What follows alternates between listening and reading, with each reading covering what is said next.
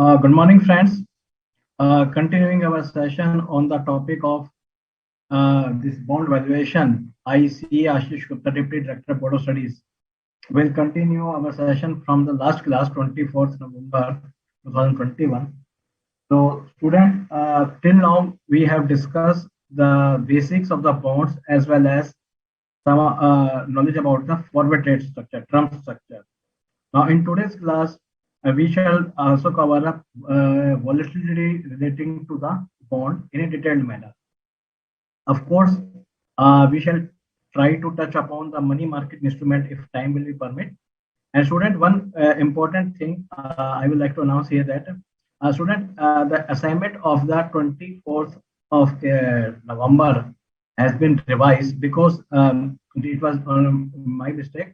There one question has been I have forgotten to include one question in the because the assignment that earlier hosted concludes 8 questions, but now it has been revised to 9 questions. So, student, in while we were discussing the questions, you will came to know. Otherwise, you can upload a time note between the class.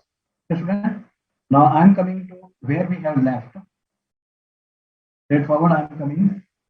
Risk associated with the bonds.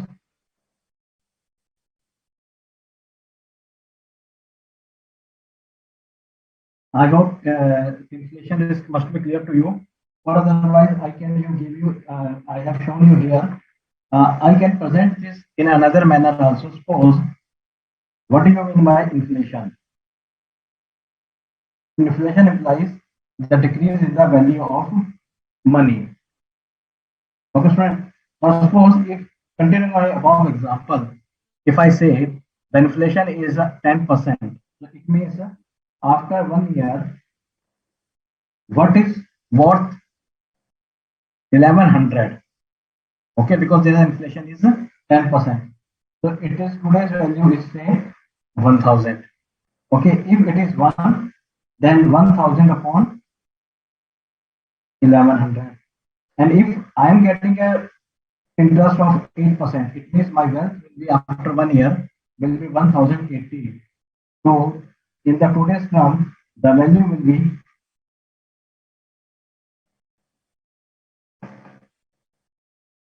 okay, student. So the sum comes 981.82.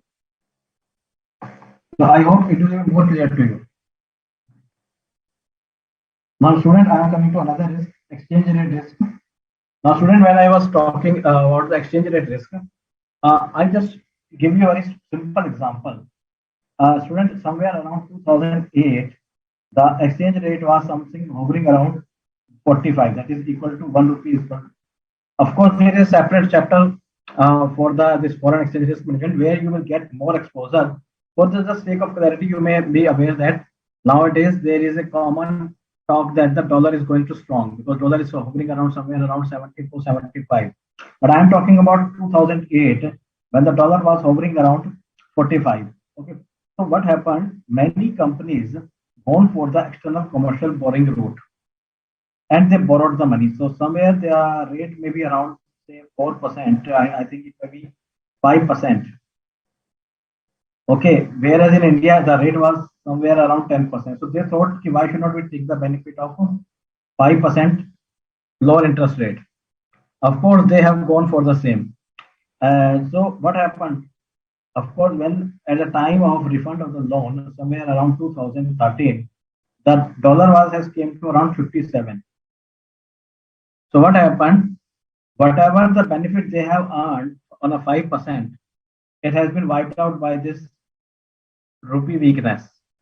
Even during this period, when they were paying the interest, the rupee was also weakening. Somewhere around in 2000, I remember that somewhere around 2010, it has reached to 48. And 2011, it has reached to 40, 50 round. So somewhere they are also suffering the burden of this increased payment due to this exchange rate risk. So this is called exchange rate risk. Now another risk is liquidity risk. Student, if you recall that I think in your intermediate examination, in intermediate paper, there when we used to call the what is the why we use the cash, why we hold the cash.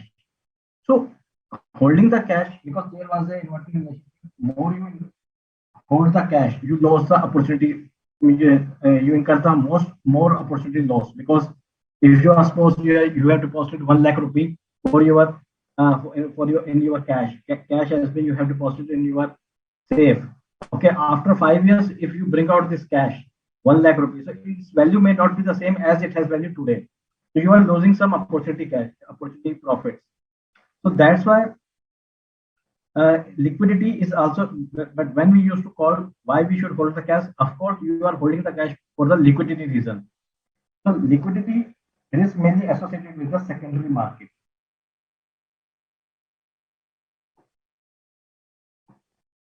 And that is the main problem in India. In India, bond market is that much not developed, because what happens, a company issues the bond, they accumulated issues the bond. The maturity period say is 5 years. Unless and until there is some circumstances that forces a company to redeem the debenture or the bonds, company is not going to redeem the bonds. So what happens? Ultimately, what is option left with the investor? They go for the secondary market. Now, if the secondary market exists, no problem. Liquidity is there. But if the market does not exist, that is secondary market does, or it is not proper, or is not efficient, so then you will face the liquidity risk. So inefficient, we can say that, 1 second. Inefficient secondary market means liquidity risk is higher.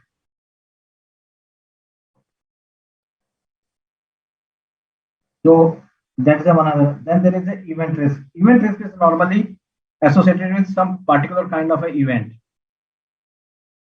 So it can be associated external to the company, or it can be internal to the company. But for the investor, it is kind of a, you can say, when any just event happens that makes your bond value or no, not that much that should be have. So it can be any regulatory kind of a thing. Some may the government may come some with announcement that these bonds will not be redeemable anymore. Like there can be any number of events can be. Now there is another sovereign risk. In this context, students, I would like to discuss with you the one student. This is, I think, in the last class, one student has asked about the government. Sir, are the government bonds are risk free? A student was asking like that. So, student, sovereign risk is basically it is concerned with the default by the government of the country.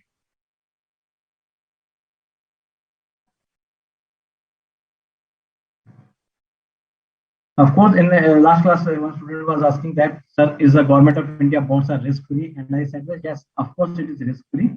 Till now, there are no any apprehension or not any circumstances where the government has defaulted in their commitment to repay the bond. But one problem has been there is one prime example. It is Greece sovereign debt crisis is a prime example in this regard. Okay, in this case, what happens around say around 2008 or 7, the Greece government has refused to repay the money, even including the interest on their bonds. So it was one example where the government has even refused to. So of course, the government of India bond are not that much risky, but still we cannot say that they are totally risk free. It may be, of course, they may have some small risk. So sometimes you may see that in the questions when we give the risk, we may give the beta like 0.01. Okay, so even we can consider them as risk free, but sometimes it can also be happen that the government to get a risk. So student, we have discussed almost all the risks. So I hope it must be clear to you. Now I am coming to another important point, that is rating of the bonds. Just you read the slide carefully, then I make you understand how it happens.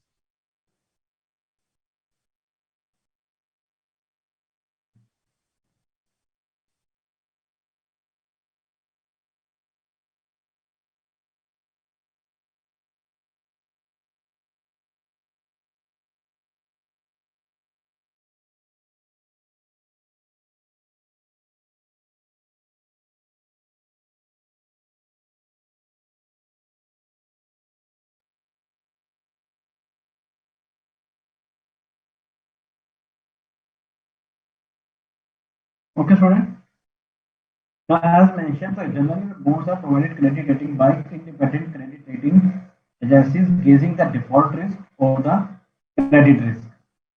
Generally, credit rating of A is considered to be the highest, while B is considered to be the lowest. Okay.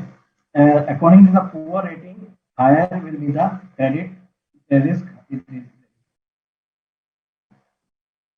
and higher will be the YTM, and value of the bond will be less.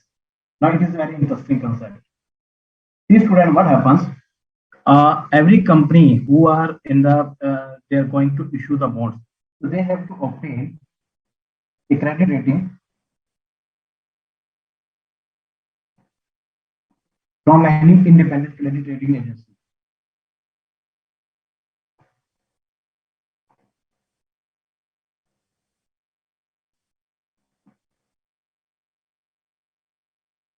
So in this case, what happens that these credit rating agencies analyze their capital structure, their payment schedules, many factors they visualize. Even they do the carry out the financial analysis and they give the rating. So student, please note, it does not mean that every credit rating agency will give AAA. Some company may have AAA, some company may have some other.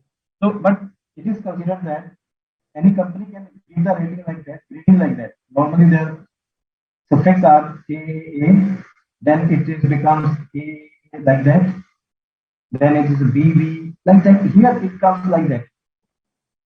So, as the risk increases, because this risk is related to credit risk mainly. This risk is mainly related to credit risk. So, as the risk increases, the fear of default or the risk of the default increases. And as the risk of default increases, the investors start expecting more. Okay, when investors start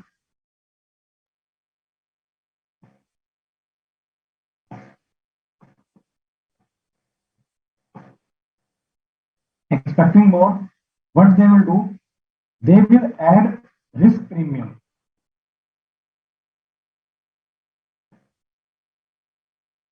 They will add the risk premium, in which they will add the risk premium that is somewhere equivalent YTM. 1 second. YTM of an equivalent risk-free bond.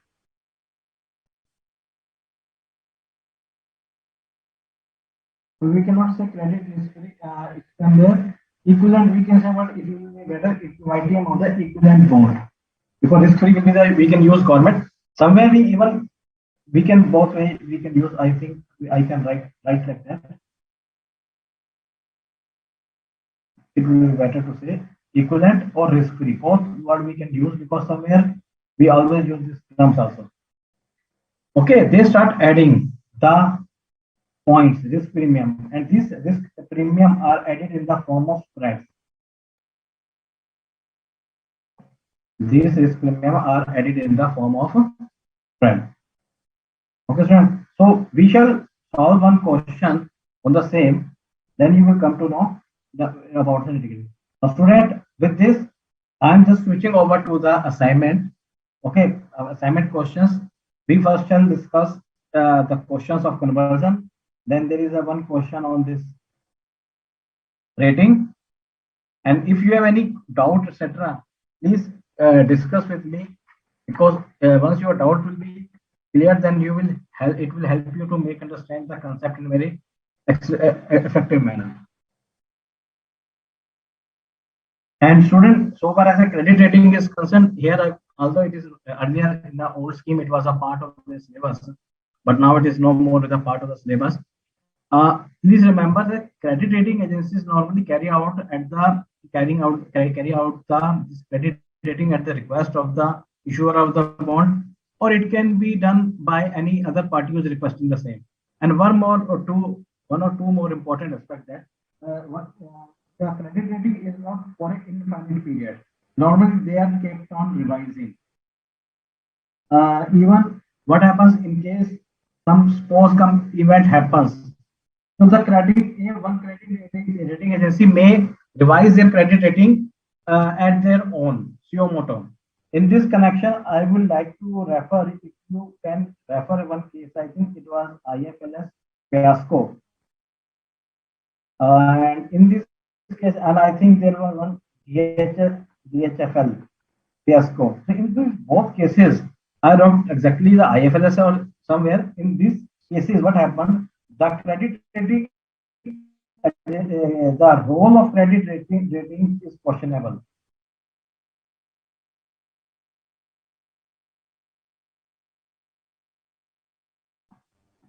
Because what happens in this case, I think IFRS or this, they have given the good credit rating to the company, and all of a sudden they have they have maybe given him somewhere A. On all of a sudden they have decreased the credit rating to somewhere BB. Even they have skipped this because so that's why they have what they have credited immediately without any quickly without, because normally this procedure you can say not a one shot. The rating downfall cannot be in a one go that much, but all of a sudden, because it is in a gradual manner, but where what they have done it very in a very sudden manner is a credit rating. So these are some various aspects related to credit rating agencies.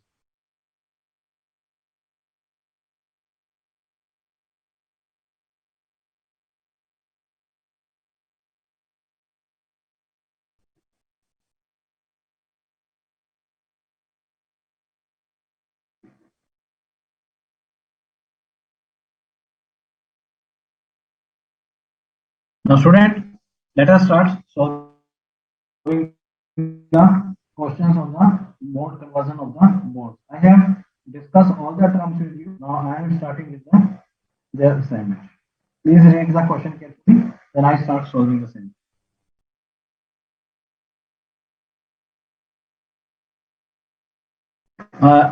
Mamita, beta, you have query in the last class. If you could, because once I was closing the class, I found your query. Please, can you send it again?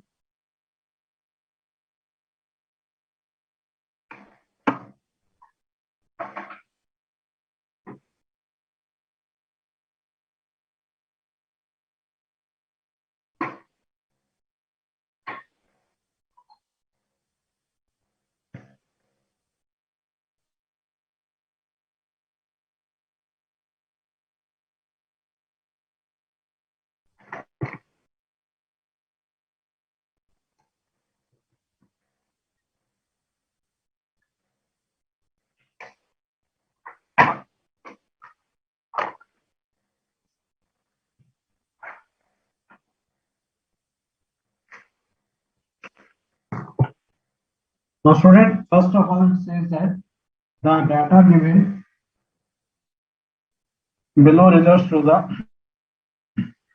convertible bond. Face value is 250. Coupon rate is 12%. That is interest rate. Then number of shares per bond is 20. Okay, it means one bond can be converted into 20 equity shares. Market price of the share is 12 rupees per share. Trade value of the bonds 235, and the market price of the convertible bond is 265. Now, student, you will say, sir, what is this state value? State value, we can say that it is the basically the bond value in terms of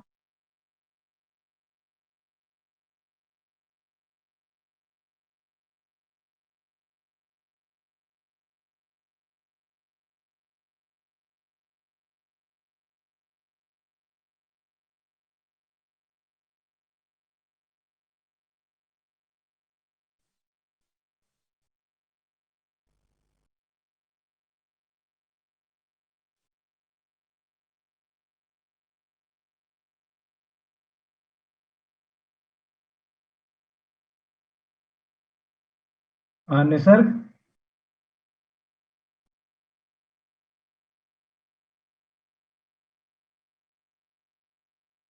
क्या ये video चला गया था क्या?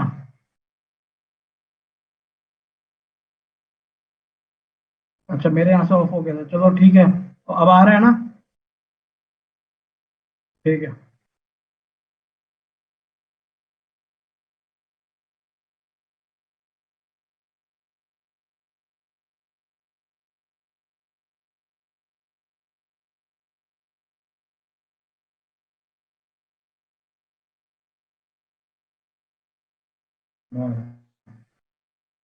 One second, students.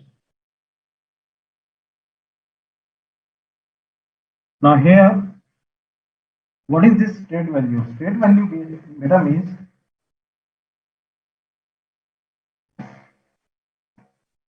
if it is kept as a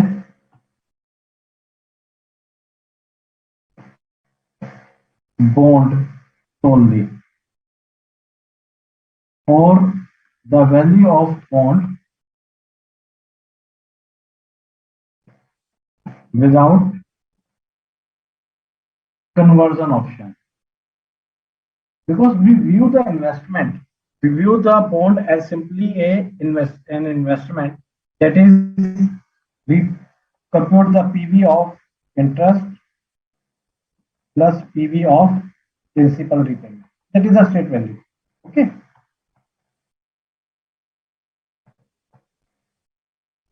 So here we have been provided with systems, and we have to compute first. We have to compute the stock value of the bond.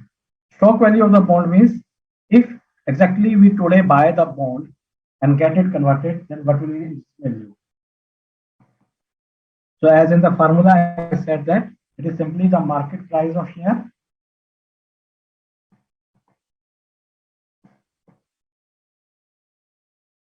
into the conversion ratio.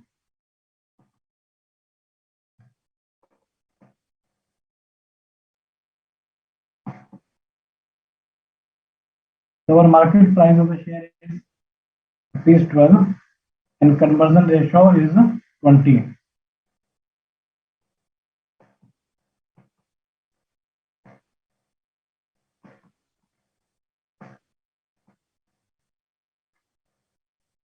Clear?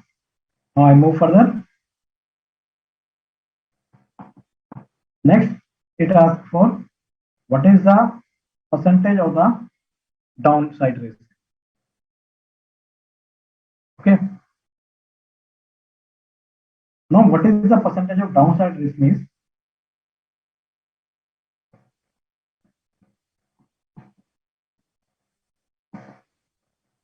Suppose, I'm just simply sharing this. Suppose today you buy the debenture at 265. Okay. Suppose tomorrow the market value comes down to 50. Another day it comes to 40. Okay. Now another day the market value will cannot come to 30. Why? Because even if it is not convertible, the minimum value will be the state value, because debenture it will be give a arbitrage opportunity. Because how it can be give an arbitrage opportunity? Because the discounting rate because the YTM maturity, we can say that the value of the bond, if we keep it as an investment, it is 235, and if it is available then 230, then of course everyone will start buying this bond, and when everyone will start buying this bond, ultimately price is going to rise. So minimum value is equal to state value. The value cannot go below it. So therefore, we can say percentage of downside risk is below this, the percentage cannot go down. Okay, below this, the risk is not there. So how we compute the percentage of downside risk? Simply speaking,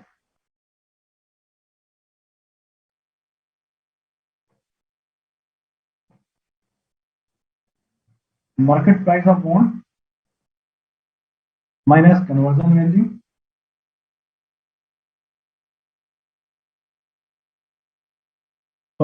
minus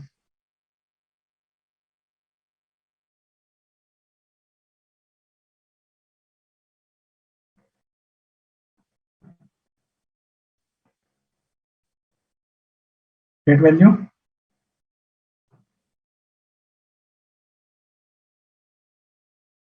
Okay. Upon straight value into 100.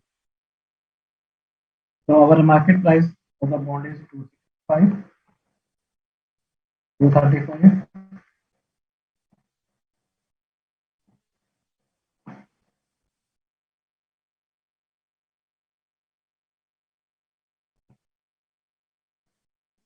Yeah. Now we move further. Another point is asked for the conversion premium.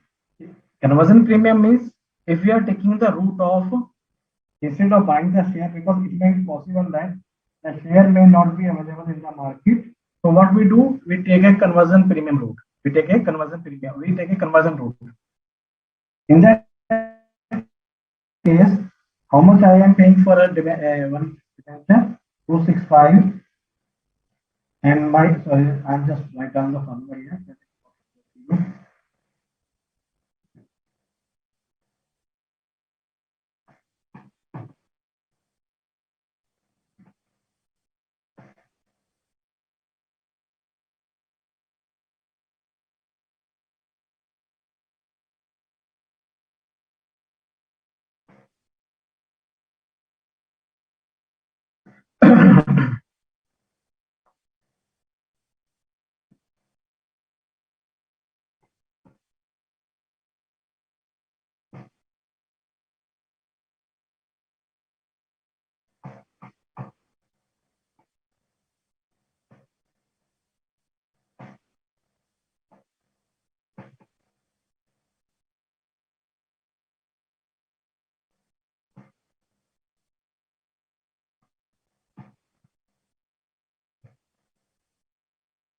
Yes, student, any doubt you can discuss with me now.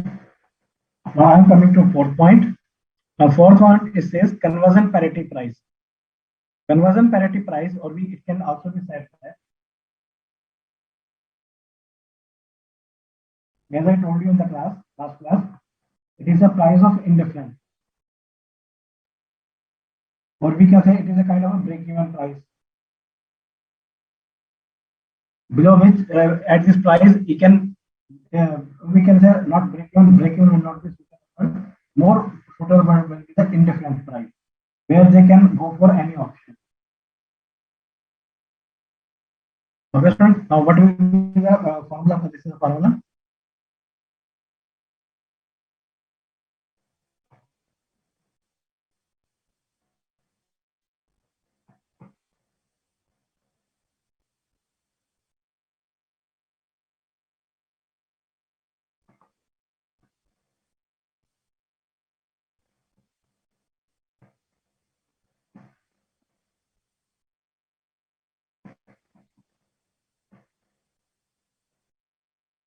So this is the price where the party will be indifferent. Either he or she can go to the market and buy the share, or take the conversion route. Student, any doubt at this point, so that I can start the next question?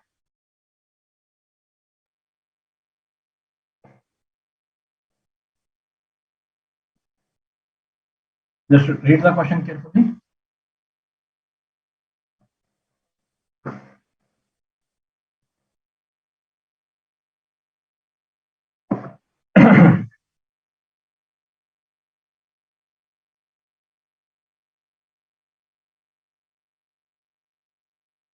Now in this question it says the following data related to 8.5 fully convertible equity into equity debenture issued by Jack Limited at rupees 1000. So it is a face value. The market price of the debenture, conversion ratio, rate value of debenture, and 20 this is market price of the equity on the date of conversion and expected dividend. So you will see here this point is additional, that is dividend, because when we will convert the share we will also get the dividend. So this is one additional point here other than the previous question. So here we have to analyze some points required to calculate this. Now student, here if I ask you one question, simply see what happens when we solve the questions. We, of course, the questions we shall solve what are the requirement of the question, but overall analysis come to our mind also, because now it in the, even if we talk about our examination, sometimes we can have been asked, we can be asked to carry out some analysis. Now from this, if I ask you one question, just simply I am asking whether in the given case YTM or yield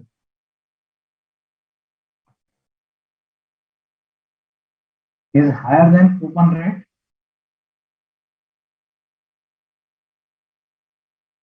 or not. Just give me the answer. Think in your mind, then just analyze it. Just carry out some analysis.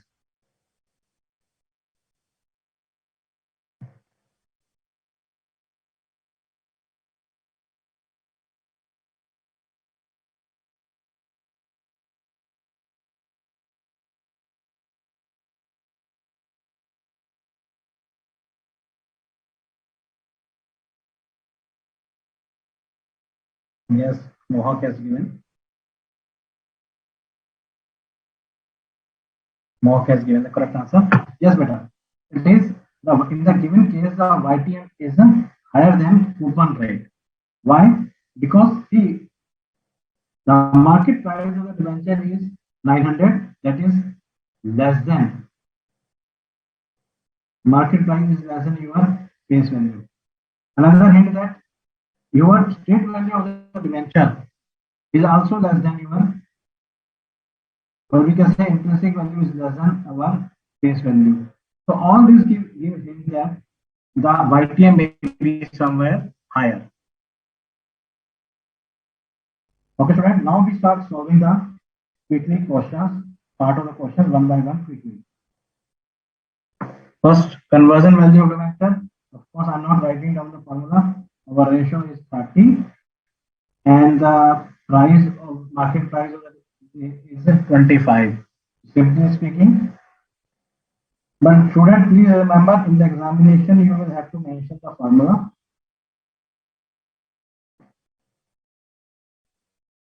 Okay.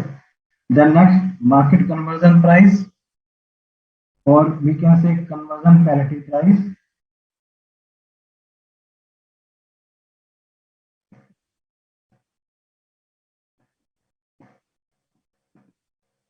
Students, see, higher market price, very good, very good. Price is discounted, sir. So my team is, yes, Naveen, very good, very good. Your observation is correct.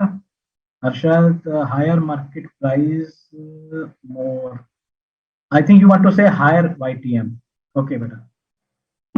Very good. Now conversion parity price means when we take the conversion route, of course. So what will we see here? The debenture market price is 900, and it will get converted into 30 shares. So what I'm for how much worth for by one share is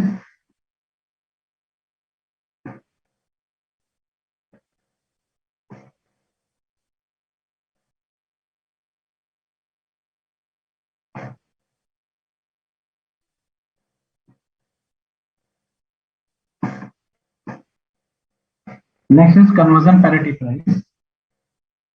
Sorry, my mistake. Conversion premium per share. 1 second. Next.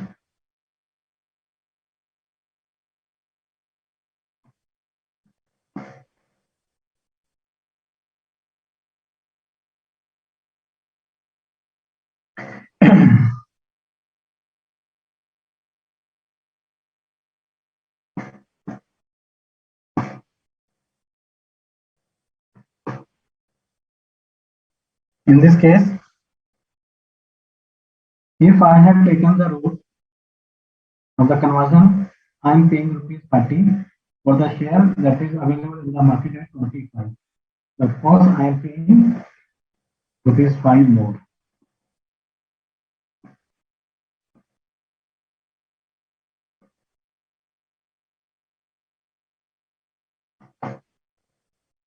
Now next it says ratio of conversion premium. So I am taking the route of conversion.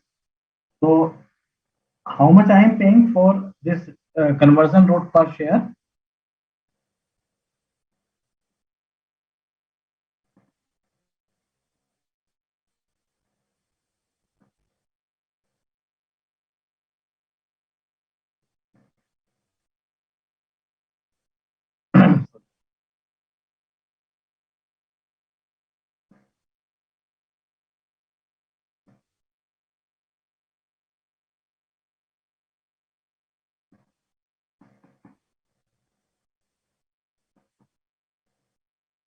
So I am paying 20%.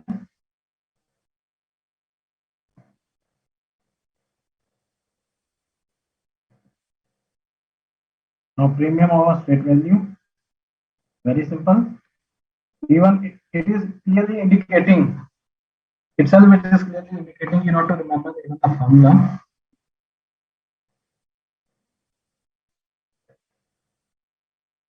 Market price I am paying 900. Okay. Straight value is 700 minus 1.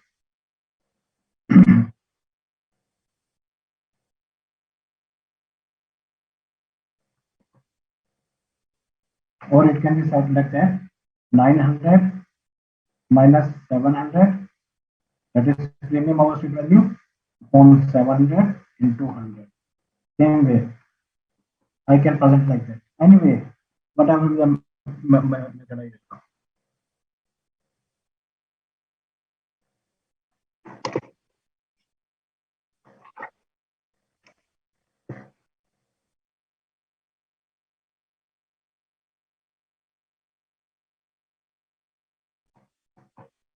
Next, it is asking for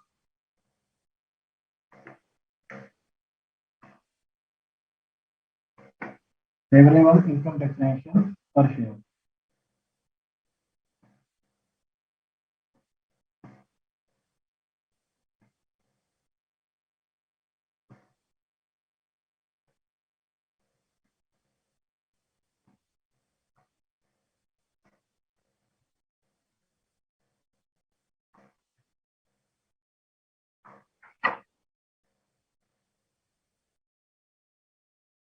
Now, student, when we talk about the favorable income differential per share, exactly we can say what is favorable income differential per share means, because suppose instead of buying the share, here there is a comparison of dividend income and your interest income.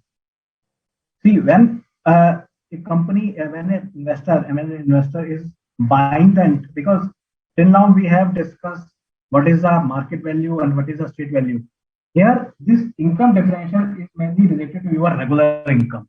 In case of a debenture or a bond, the interest, regular income is in the form of interest, and in case of a share, it is in the form of dividend. So we can say that it is kind of a where we are additional income we are getting from the this bond holding. So the formula is like that.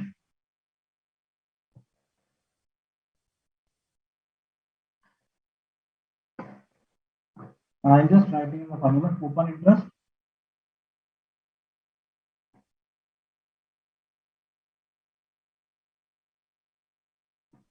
minus conversion ratio into dividend per share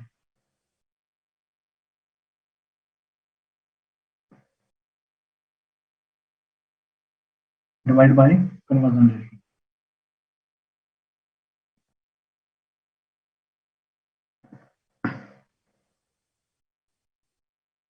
So here my coupon interest is, since it is at 8.5%, my face value is 1000. I will get rupee 85 as my coupon payment. Okay, and since I am conversion ratio is 30 and the expected dividend is rupees 1 per share.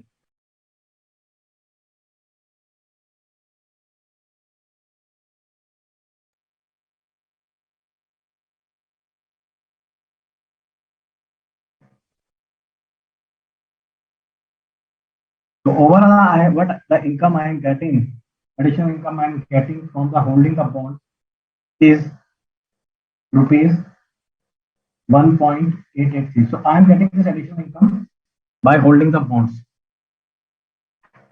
Next it says premium payback period.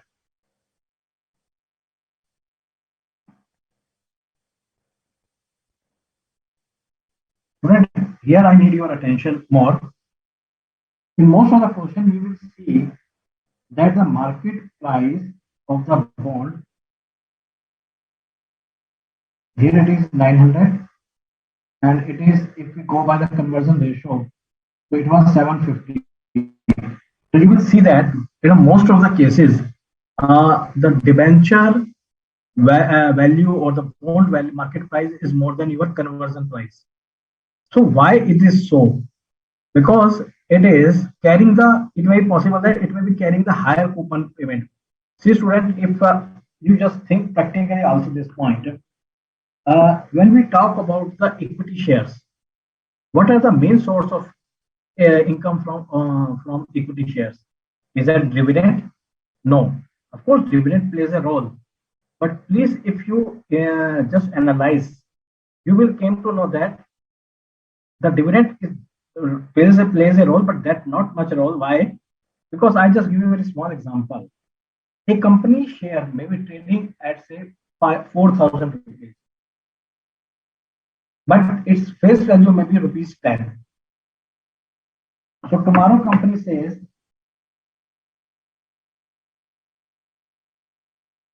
I'm just giving you the example for your analysis purpose.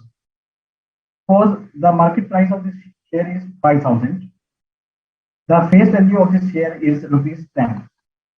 Now tomorrow company says we are paying 100% dividend. Okay, so you will see, oh, 100%. But please, students, see how much the dividend is payable on the face value. It is not payable on the market value. So how much dividend you will get? Rupees 10. How much your investment is? 5. So what is their percentage? If I talk to you about the percentage, you will say, oh,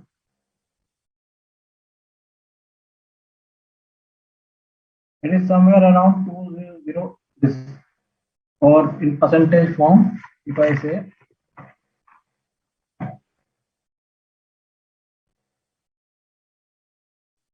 okay, and if I multiply it with the 100, somewhere it will become 0.2%. So this is the case. So that's why normally in case of a bond where the coupon payment regular income is somewhere around in 7.5%, the dividend may be expected on this. Even in the given case, if I say here the dividend is expected dividend is 1.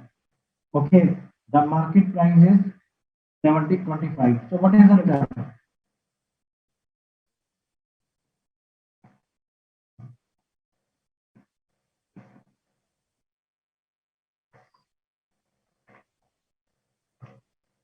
Sorry, it is a 4%. Okay, whereas our income, our coupon rate is 8.5%. So that's why we have to analyze in how much time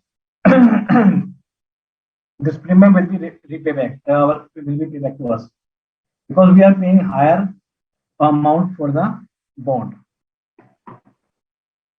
So let us go by the same how we compute it. The formula is conversion premium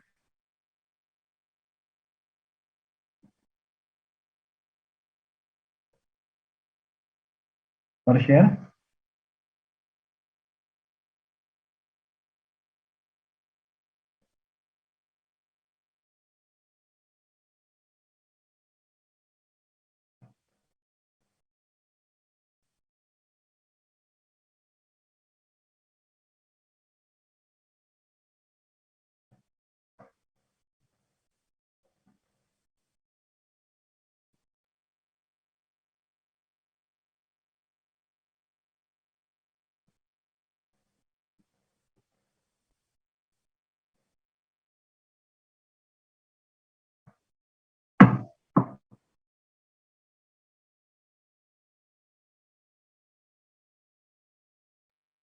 or I can you present you another version.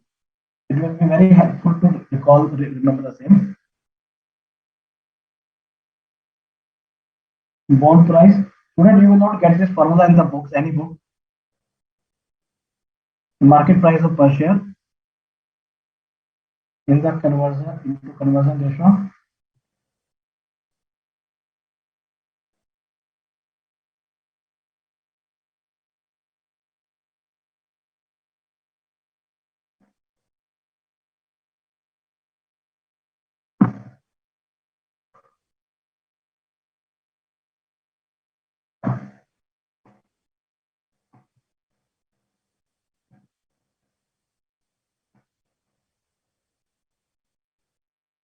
This formula will help you to basically understand the logic behind the same. I am paying for the bond 900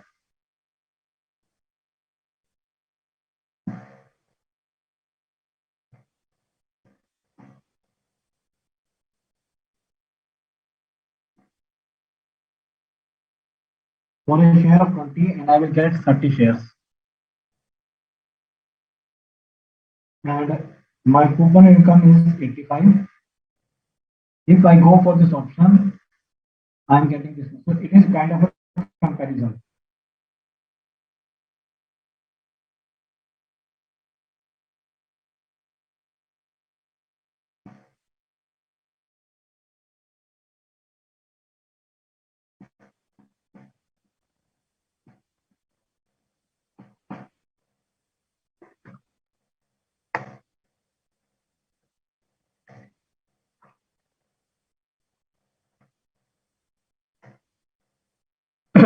Okay, student. Can we move further? So with this, we have solved all the parts of this question.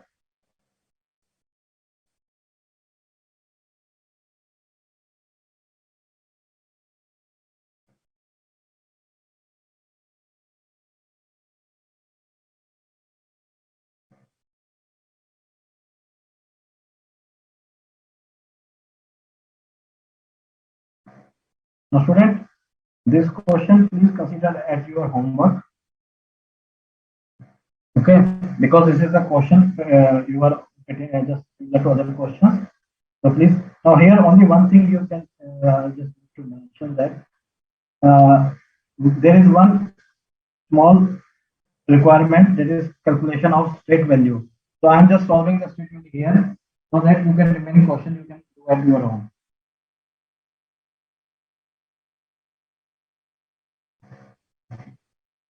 See student, now here in this question we have been given this present value factor at the rate of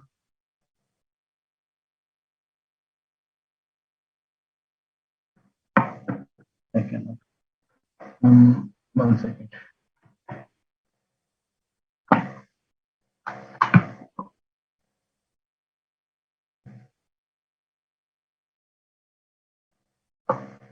Yes. The present value factor has been given at the rate of 9.9. So it means the value of this state one will be discounted at 9.5%. Yeah, although it has not been mentioned anywhere. So, but the giving of the this present value factor table itself is a clear indicator that YTM is 9.5%.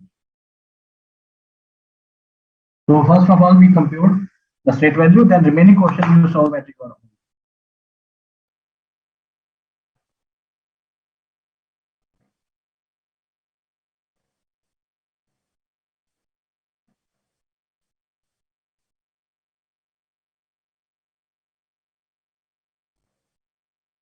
We add up these three coupon payments. So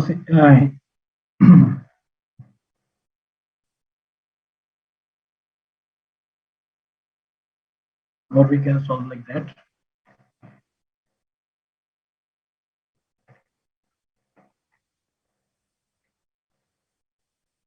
Student, can you help me just find the answer?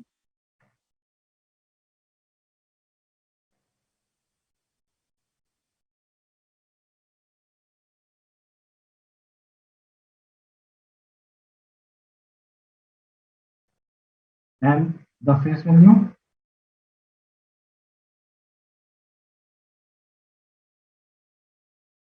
it is at the time of maturity period, and maturity period is 3 years, and we shall presume it as a discounted value, that is a face value.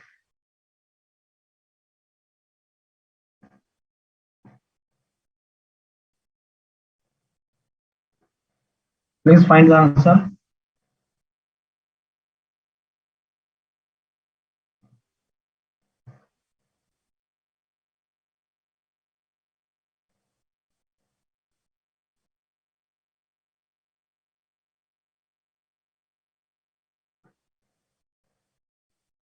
Yes, Mohak. Your answer is near to it, I think. Let me check first.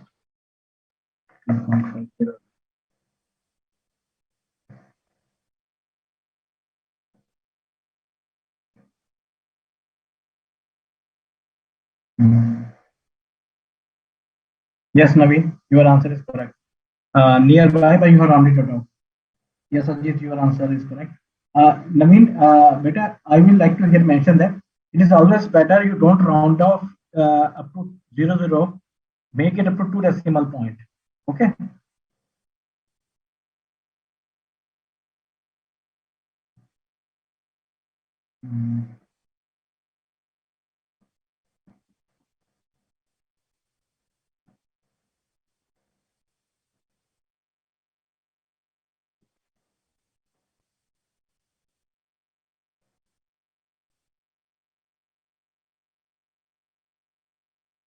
Ajit, your answer is correct.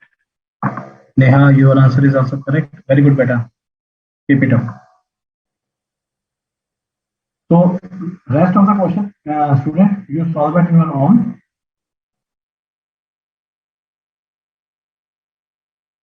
Now, I am coming to question number 4.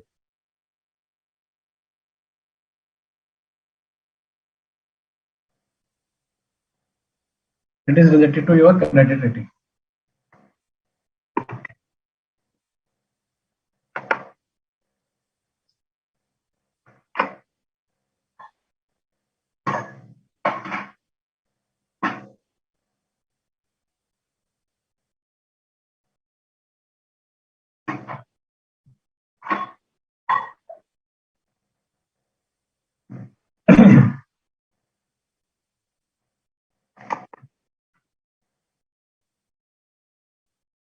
In this question, it says,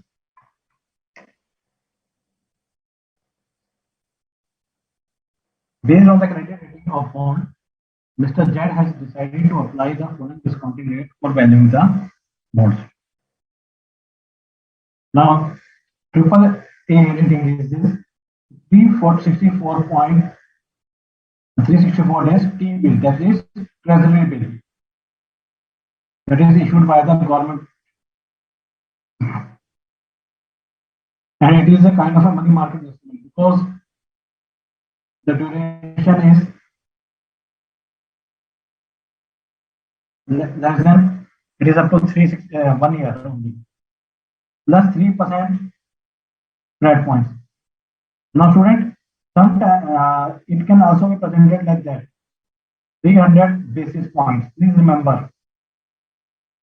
Okay, so in examination, it may be presented like that. And for the double A bond, the difference, the spread will be, this is triple A, that is here, whatever be the, this result plus 2% more, that is 200 basis point more. Clear? And if it is rating is this, then triple A, whatever be the triple A, we use 3% spread, so 300 basis point. He is considering to invest in double A, so it means the applicable rate will be here. The face value is 1000, value currently selling at rupees. This is our market price. The bond has a 5-year to maturity and the coupon rate on the discount is 12% payable annually. The next interest payment is due in 1 year from the today, and the bond is redemption at par, assuming that 364 to be 9%. So here it has given the treasury bill rate as a 9%. You are required to calculate the intrinsic value that Jet for Mr. Jet should he invest in the bond and also calculate the current yield and the yield to maturity of the bond. So, student, this question is very very straightforward. Only requirement of this question is calculation of the appropriate discount rate. That is the key point here.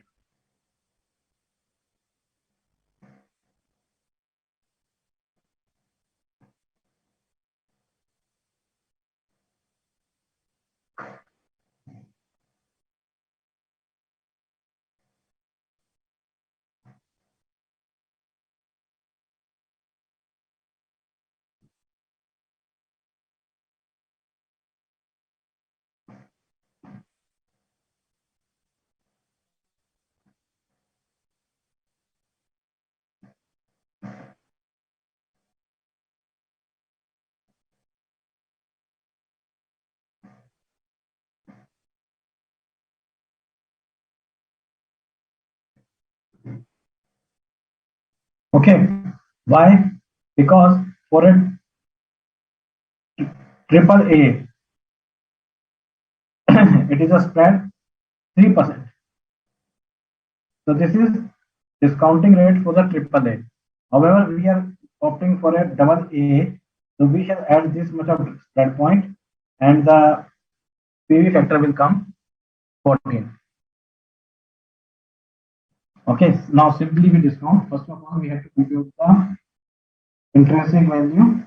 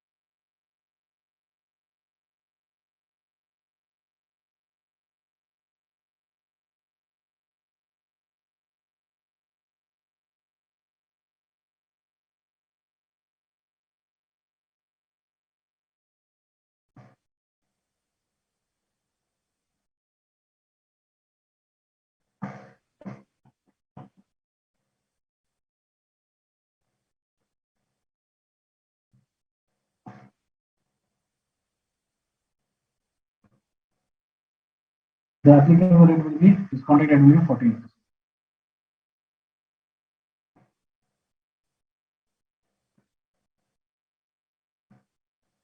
Student, if you want to ask any query and if you don't want, I should not mention your name. I not will not mention your name, but please feel free to discuss, ask me any type of query, please. Okay, no query should be left.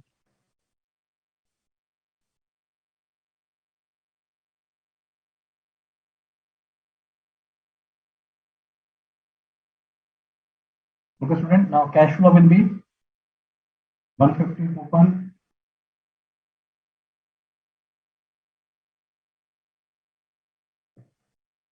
Fine. Our discounting rate is 14%. So, student, here it has nothing mentioned up to how much, how many decimal point you have to take the values.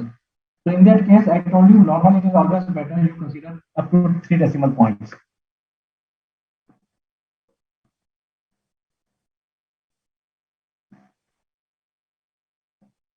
Because in this connection, I would like to please recall when we used to discuss the question on capital busting. So there we used to consider the decimal point up to PV factor for 2 decimal point, because there used to be the amount of investment and inflow are used to be in lakhs and thousands.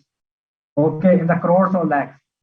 So there it can be, we can make a decision, but here the value is somewhere in 100 and our inflow are in some 2 digits annual. So it is always better here that you should consider up to 3 decimal points.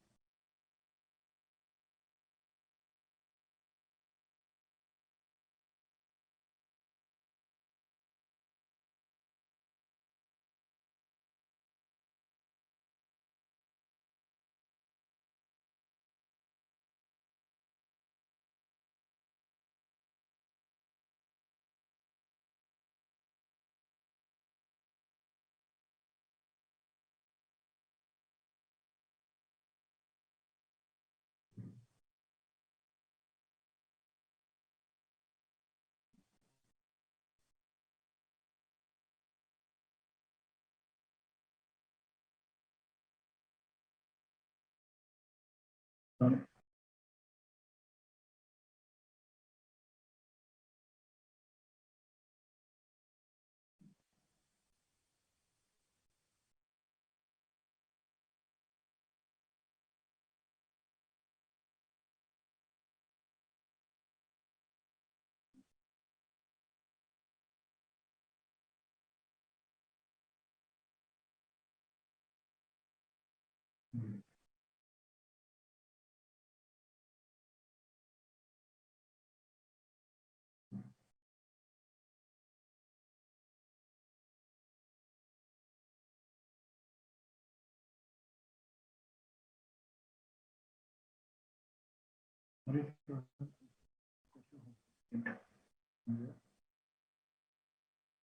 Absolutely. Yes.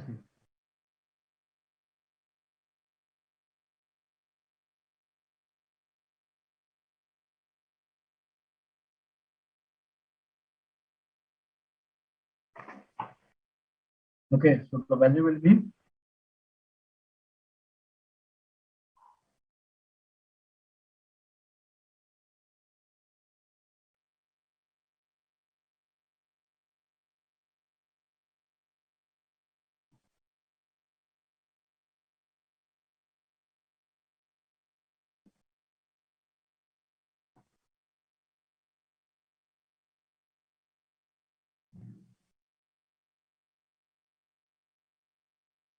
so you are going to calculate this.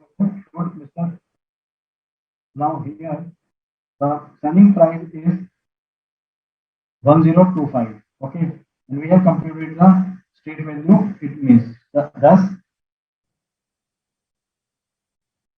Mr. Z should buy the bond because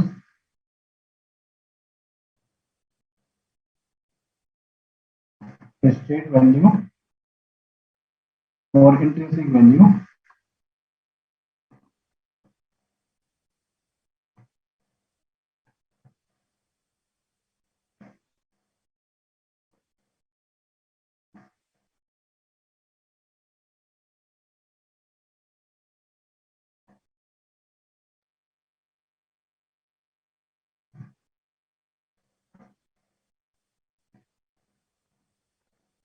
yes, student. Next it says we have to compute the current yield. So the current yield is basically open payment divided by market price into 100.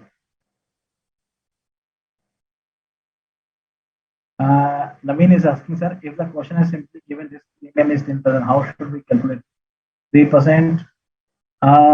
Beta, if the risk premium has been given at a 3, so it is always better you add. But I know you are connecting this question to one of your portfolio question, where in the CAPM, when we have been given the risk premium increase, so there, I think little bit you may have got confusion, but here in the context of a bond valuation, when we talk about it is basically the default risk. So normally we add the same. Whereas when we analysis our CAPM model, normally there the 3% are implies the premium over and above existing.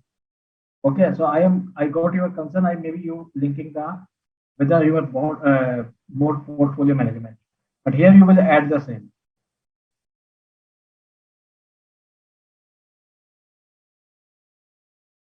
Because normally it is here the benchmark is some risk-free rate of return are there.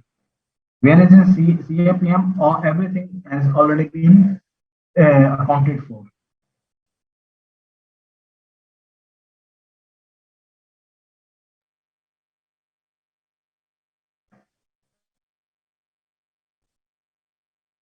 Now our coupon payment is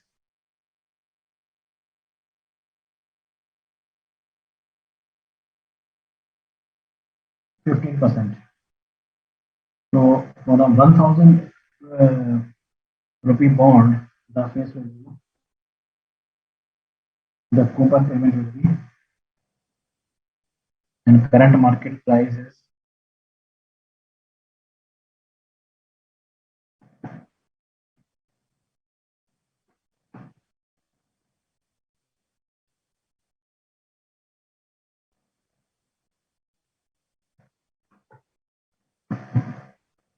okay.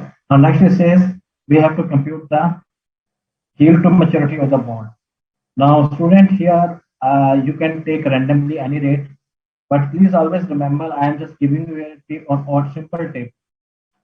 You can take any consider any rate, but since coupon rate is somewhere around 50%, so first you can start with your 50% discounting rate because the price is more. Okay, so let us see because it is selling at rupees 11 and because it is selling at 1 minute.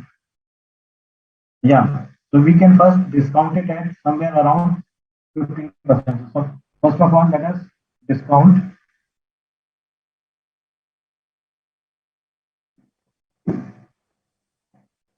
at 15%.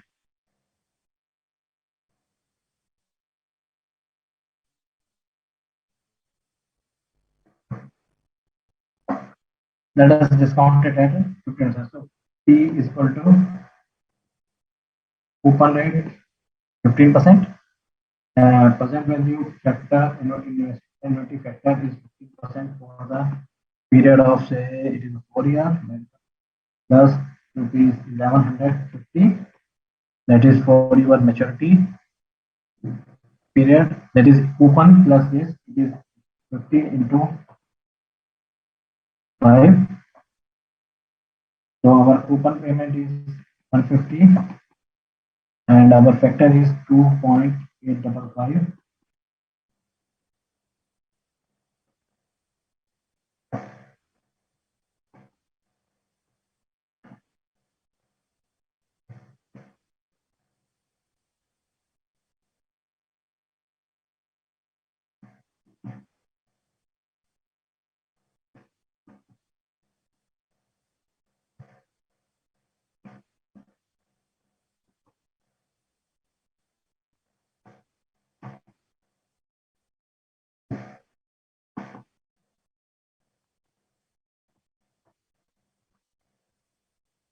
This is 800.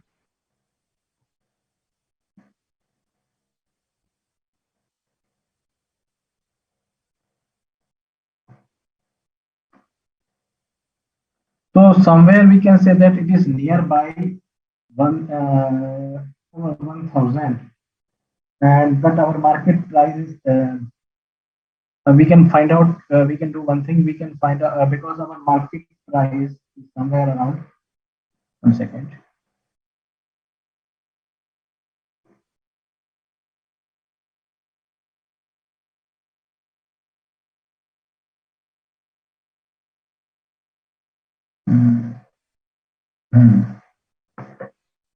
And our market price is here 1025 because market price is this 1025.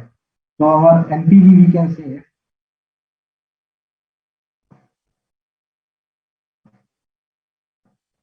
1225 36 minus 999 somewhere around 30. It is coming 26.60.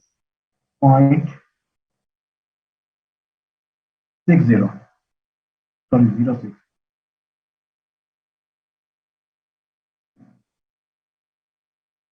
One minute, let me check. Yeah.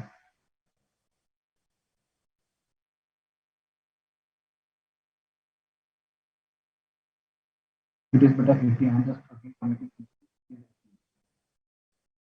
Okay. So just get it correction. It is 80. So here NPV at 50% or NPV at 14%. Here in the table we have computed it is at 1033. So our NPV here 1033.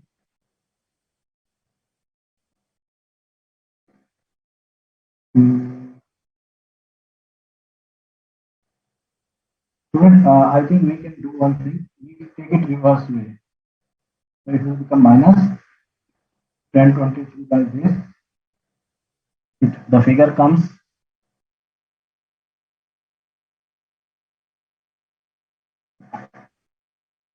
7.99. 7.94.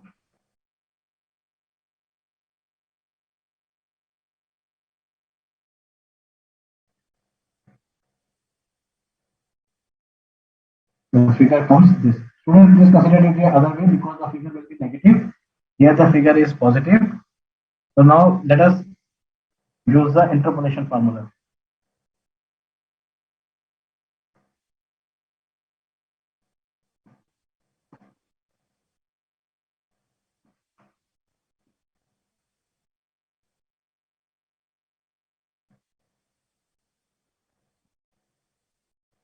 So NPV at lower rate.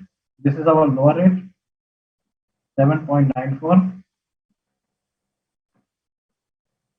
minus 26.06 into difference in rates. Where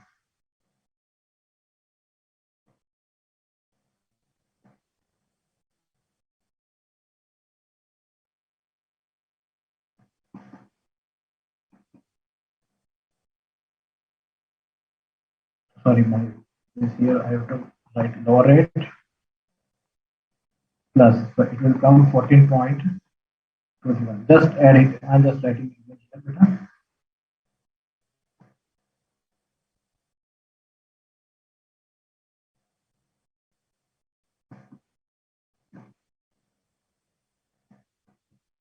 This is lower rate. Okay, so I hope we have it is clear to you now.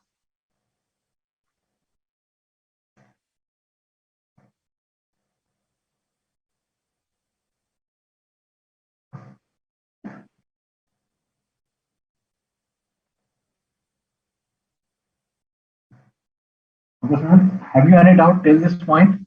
So that I am moving to our next concept, duration of the bond. If you have any questions, please ask me the question. Otherwise, I move to the other.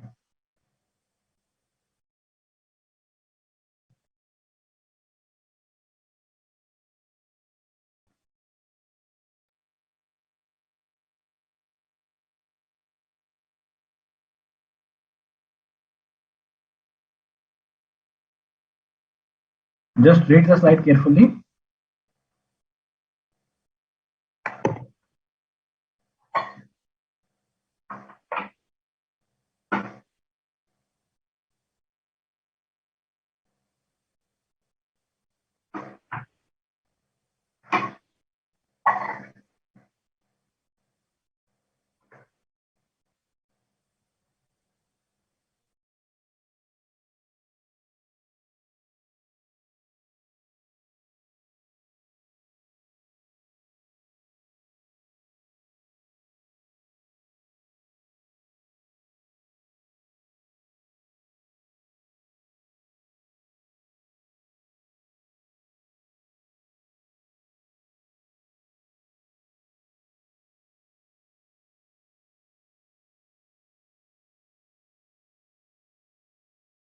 Okay, student.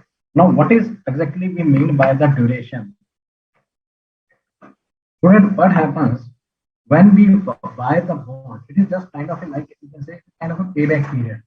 When we buy the bond, so we analyze, we carry out the analysis in how much time our money will be refunded. Okay, so because bond duration, if you read the line carefully, duration is the weighted average time within which an investor gets back the promised principal and a promised YTM. Coupon bearing bond always has a duration which is lesser than its maturity.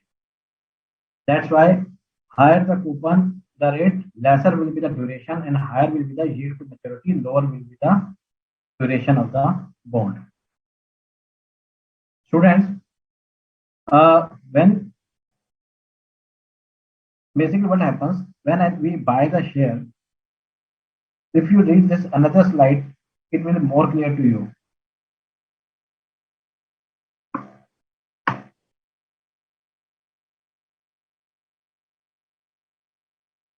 Actually, the bond duration is a composite measure.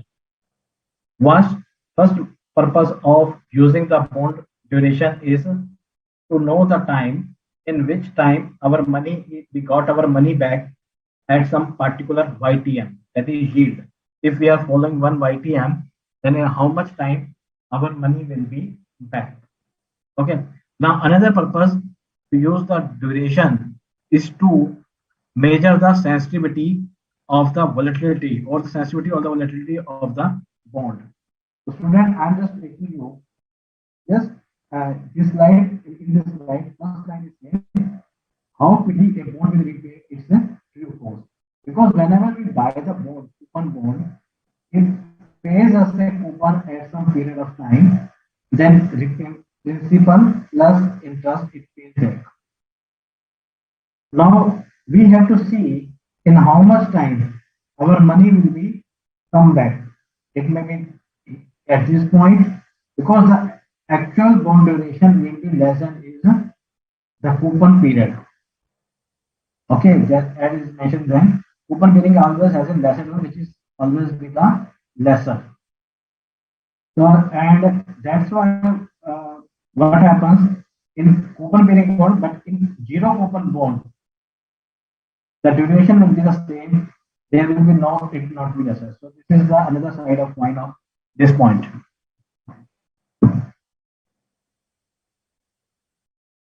The longer the time it takes, the greater exposure the bond has the changes in the interest rate environment and hence higher interest rates. So here, the higher the bond duration, the more it is exposed to the interest rate sensitivity. And what is interest rate sensitivity? Now, if you recall that, if I'm just taking back to you in our CAP, this is our portfolio chapter, just 2 minutes. Wait one. Duration is also a measure of interest rate risk. Higher duration implies that higher interest rate risk and lower duration means the lower interest rate. When we talk about interest rate this risk, student, if you when we are in context of a portfolio, normally there we used to use the beta for the equity risk analysis.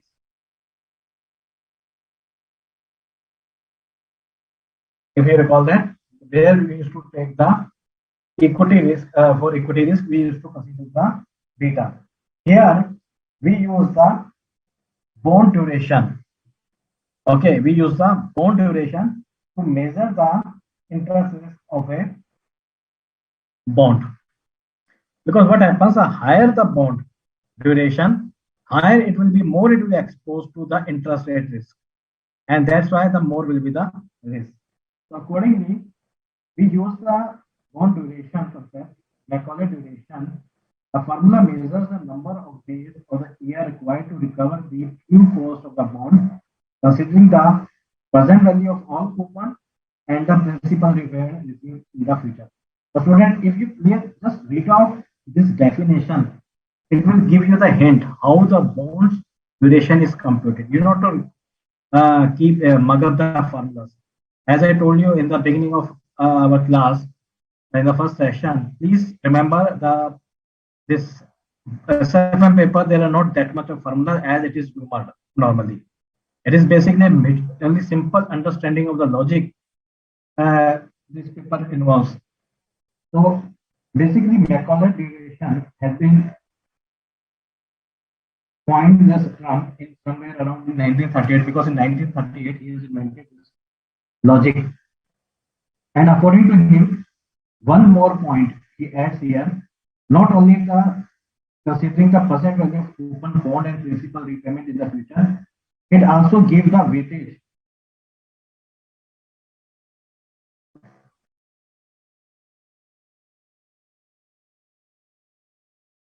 It also gives the weightage to the years.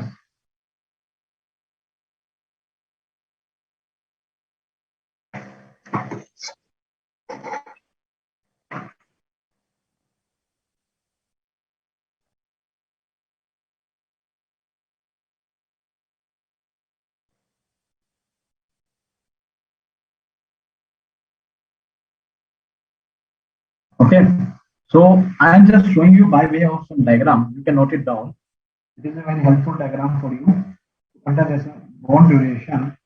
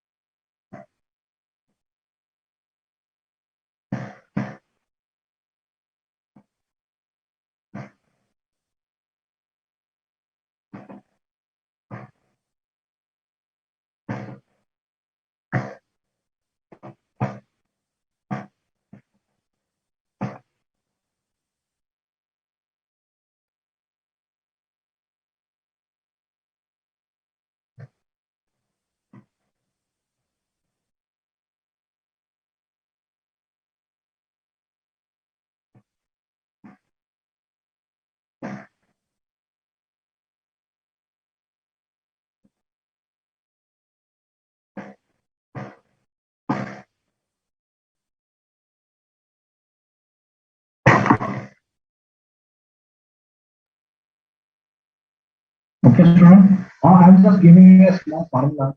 I'm writing it. You just noted it down. But please remember, it is nothing but it is a you can say because normally we shall solve the question in tabular version. So it is not exactly a formula, but it is a somewhere computing the contents of the table.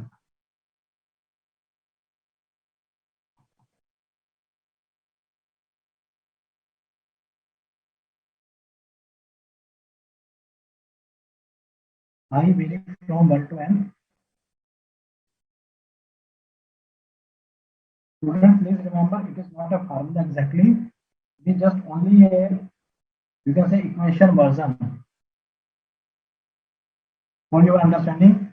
And I am confident you will never use this formula because you will be habitual with this a small making this table for the computation.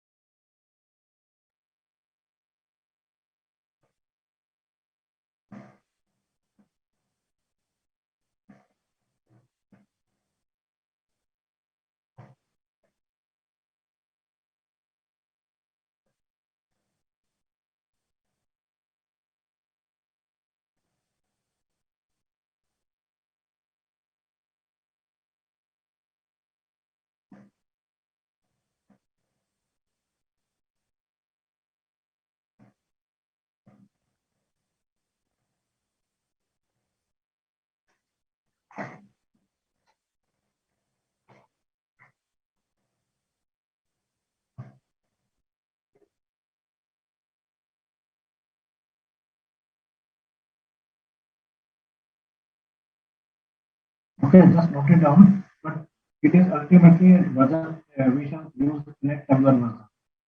This figure will be used for making our tabulation.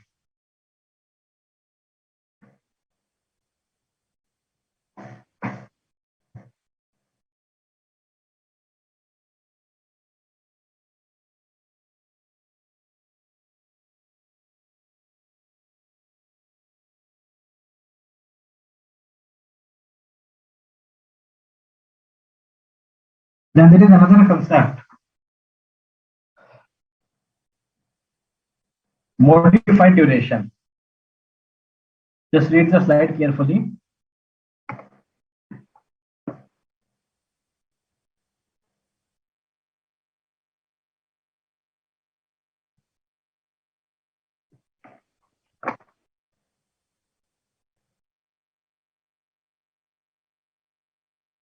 It says this is a modified version of Macaulay duration which takes into account the interest rate changes, because the change in the interest rate affects the duration as the yield gets affected each time the interest rate raises. Actually, what happens whenever there is a change in the interest, so our duration will also be changed. So what we do, we compute our modified duration when there is a change in the yield, and this formula is used for computation the sensitivity or the volatility of a bond. The formula is modified duration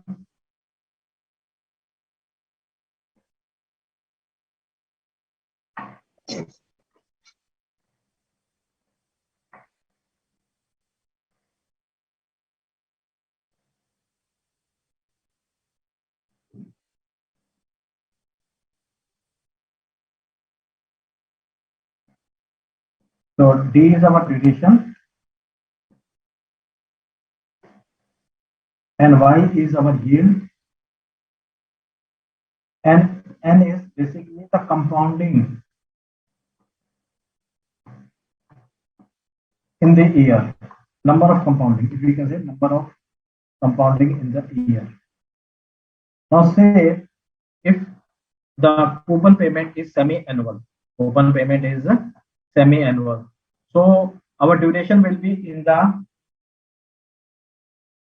6 months. Then how many 6 months are there? Accordingly, our yield will be also half and will be equal to half for semi-annual.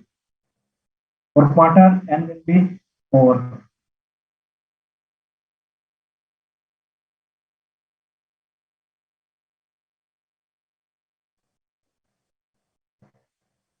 Clear, student? So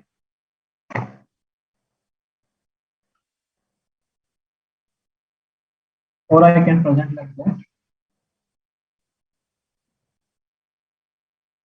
Just note this line.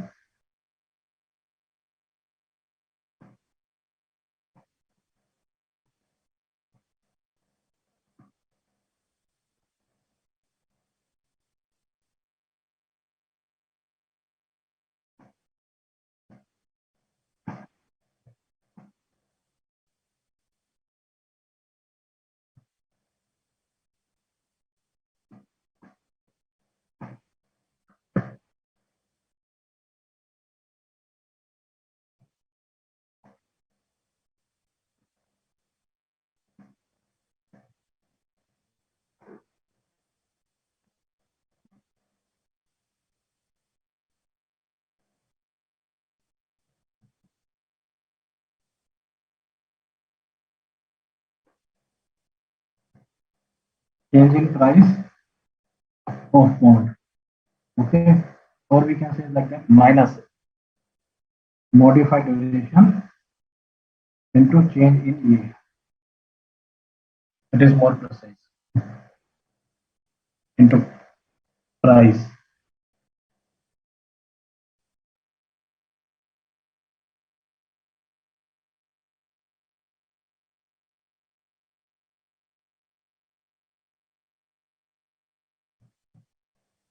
One second, I just write it down here. The student add it here.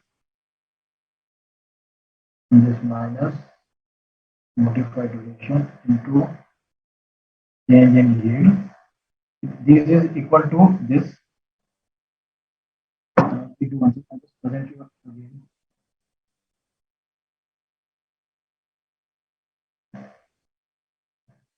I'm just writing. Again, I am writing here. Hold for a second.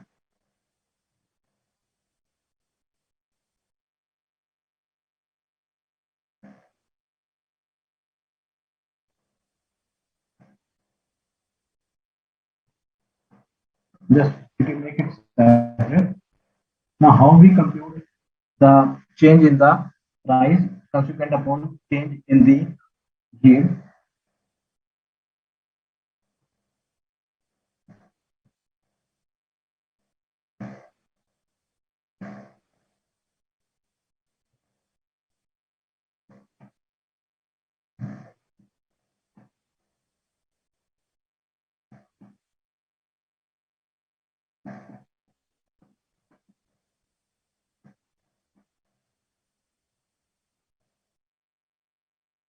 So we can say that change in the price is equal to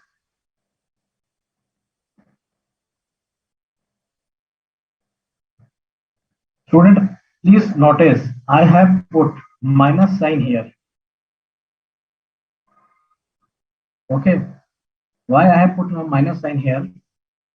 Because whatever is the change, say if my yield goes up,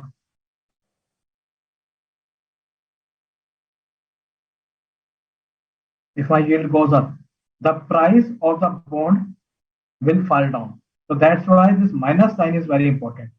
If my yield goes down, the price will be up. So negative will become positive. So this minus sign is very important.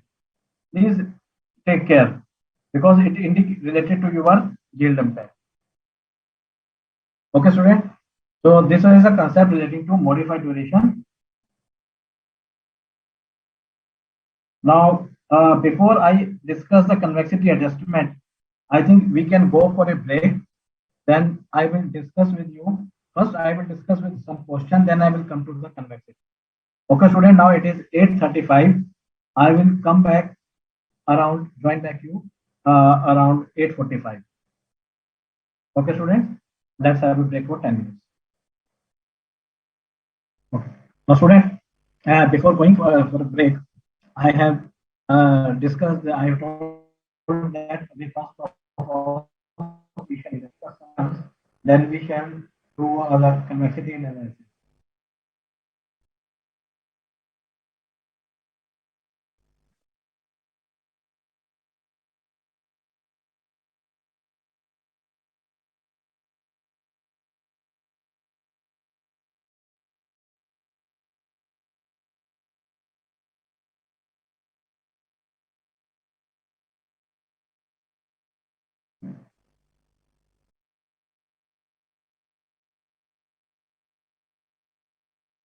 Now, students, just go for the question number 5. Just read the question carefully.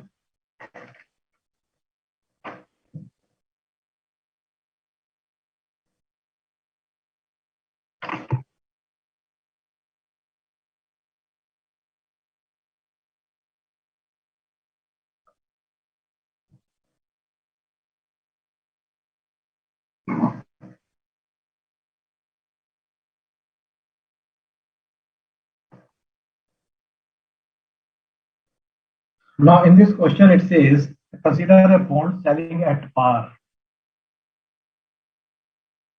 1,000 rupees, 6 years to maturity, and a coupon payment rate of this annual interest and the duration. If YTM of the same bond is 10%, then how it affects the bond? We can do one thing also.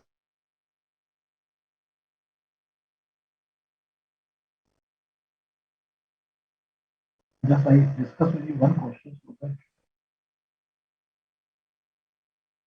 my purpose of discussing with you question. 1 second.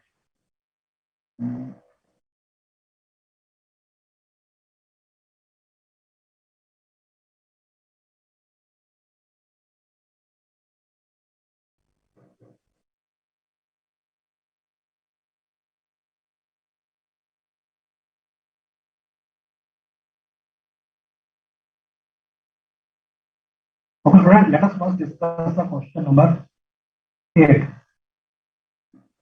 Please first refer the question number 8, then it will be more helpful for you. Then we shall go back.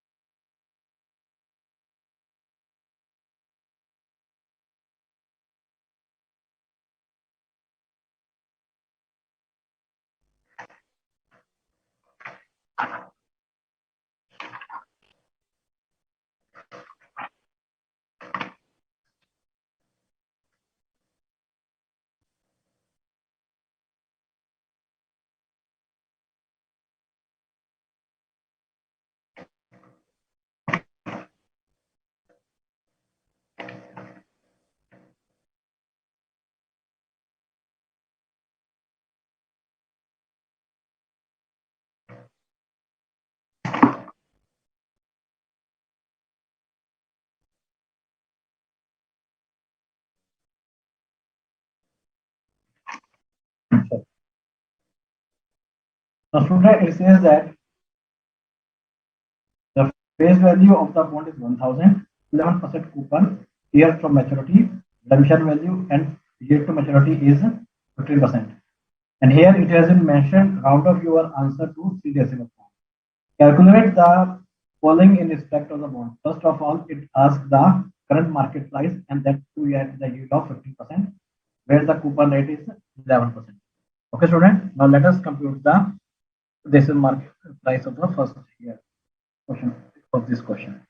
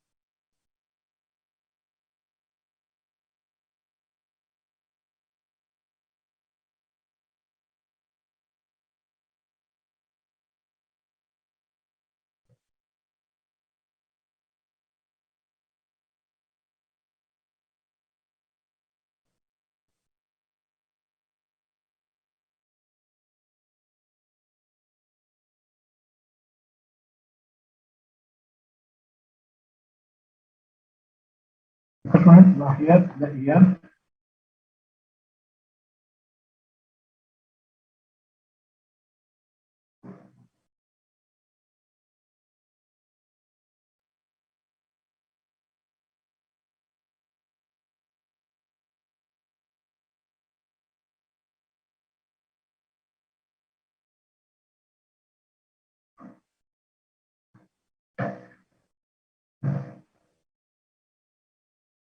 our cash flows. Now coupon rate is better 11% and 1000 into 11% means we are getting cash flow of 107.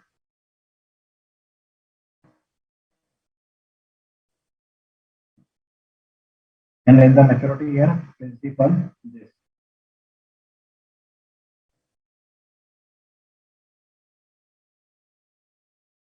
this is 15%.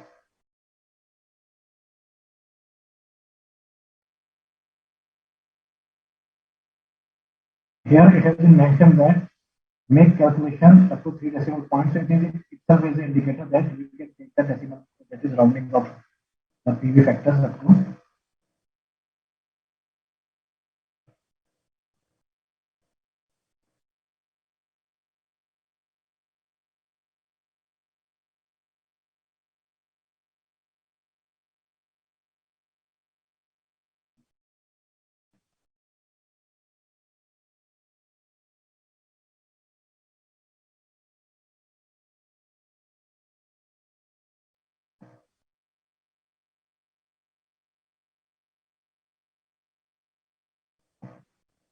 So we multiply this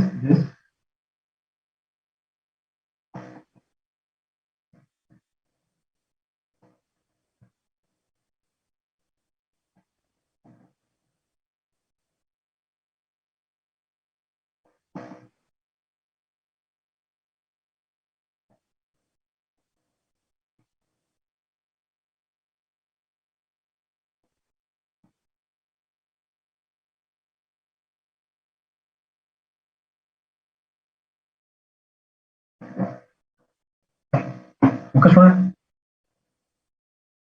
So this will be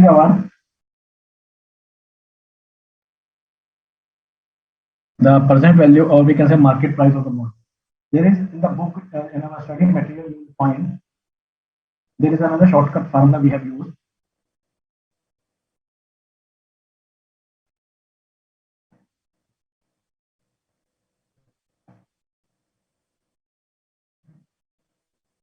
But I am just writing again here formula.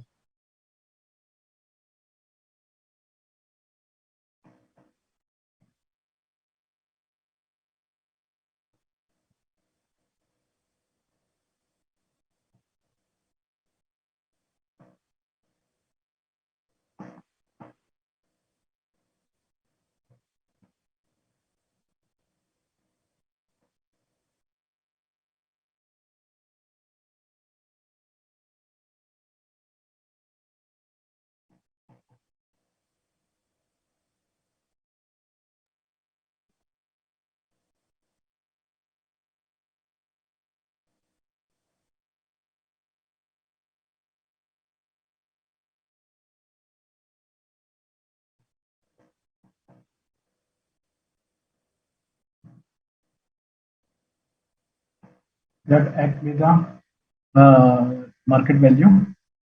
Okay, the redemption will be at 1000 and it will be the market price plus x upon 2. So if we solve the x, the value will come 834.48. Okay, alternatively, we have computed it by the tabular form.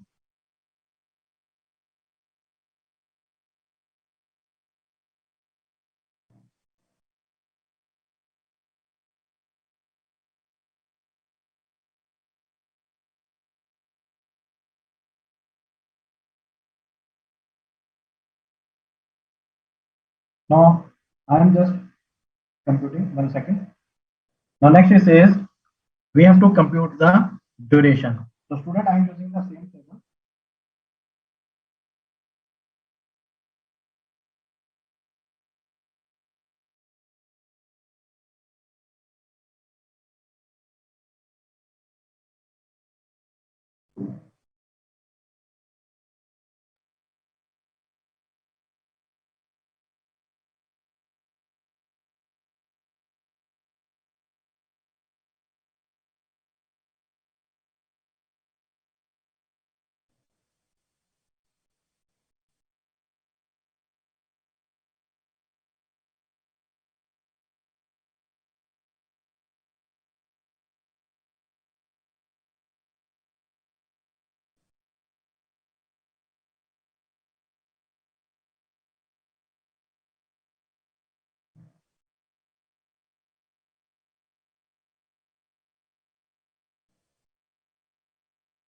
Okay, student, what I am doing? 1 second. Just copy it.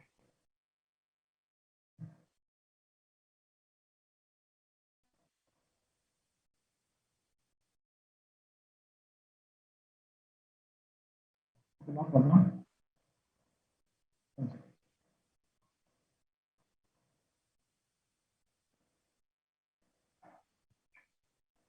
The next it says that we have to compute the duration. I'm just writing this table again. I'm just planning to decide. So I do one thing.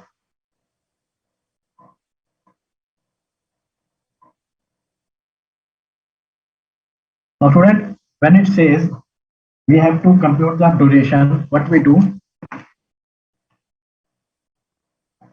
We multiply with a. Accordingly, say it is column number 1, 2, 3, and 4. We can say multiply 1 into 4.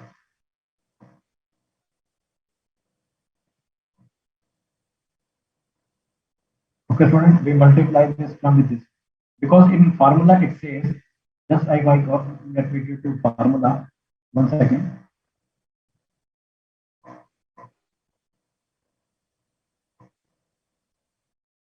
If we go by the formula, okay, I do one thing. I just take a activity model.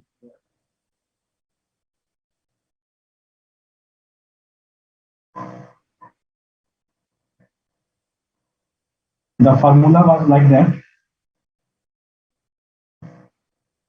If you recall that Ct into Ct upon 1 plus y. Okay, raised to power t, sigma t vary from 1 to n, divided by the market price, current market price. Okay, so I will use that formula here again. So accordingly, I am multiplying the time period with the cash flows and with their present value. This is the present value of a cash flow, and I am multiplying with the time period. So I am multiplying this.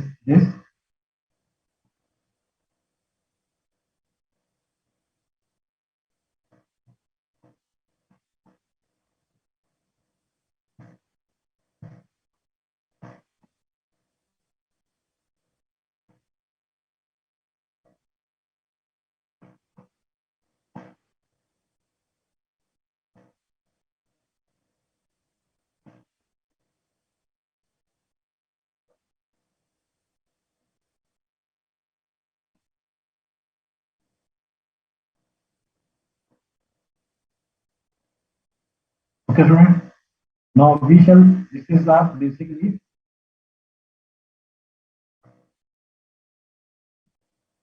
this much of portion. We divide it by the current market price, and our current market price is 848. So accordingly, the duration comes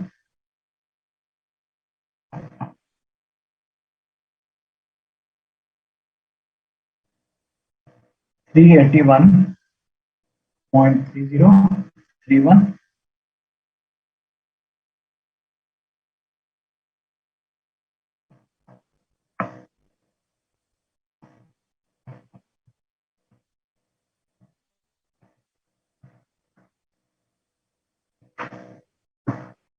Yes, student.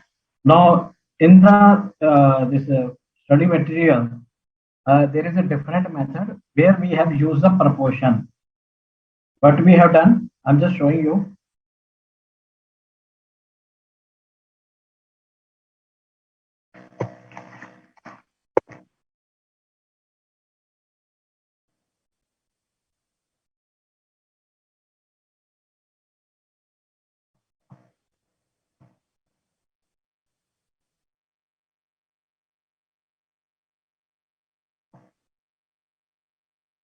I'm simply writing the study material approach here, but answer will be same in both.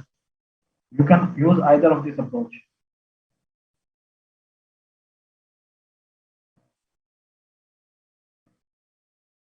I am repeating this line again.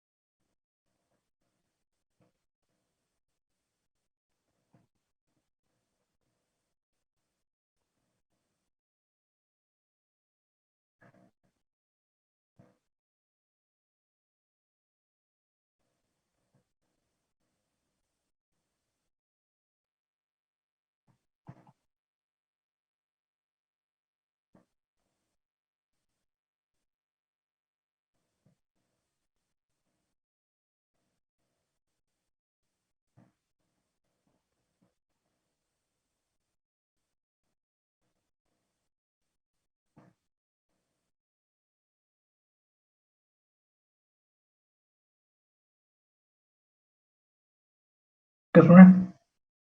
On the next line, what we do, we compute the proportion of board value.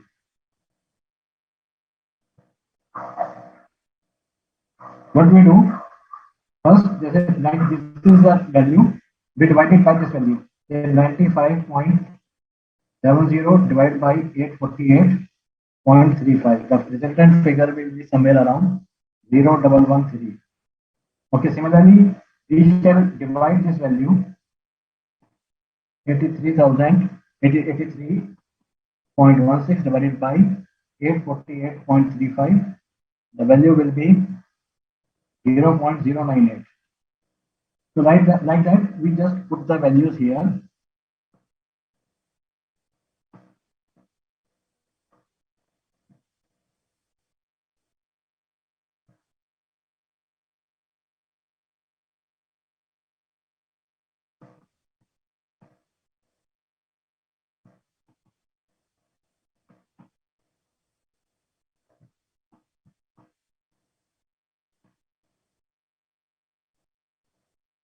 The total should become 1.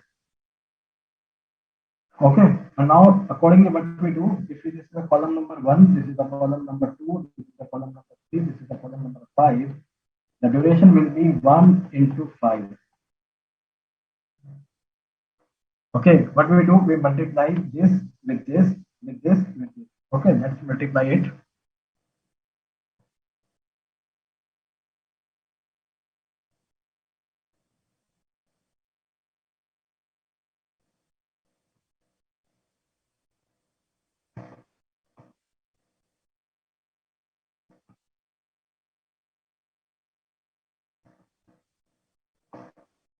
Okay, so the resultant figure becomes this. So somewhere near we are getting this figure, the same figure we are getting here. Okay, student. Now I hope it was clear to you. Now we are coming to second part, calculation of the volatility. Volatility of the bond is equal to modified duration. Accordingly, our duration is say 4.57 divided by 1 plus yield. Our yield is 15%. The volatility of the yield is 974. Okay, now in the next part it says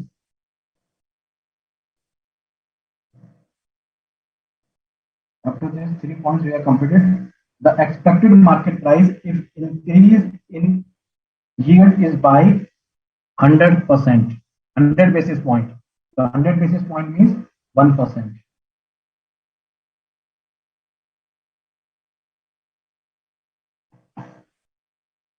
Okay, student. Now we compute the change in the price.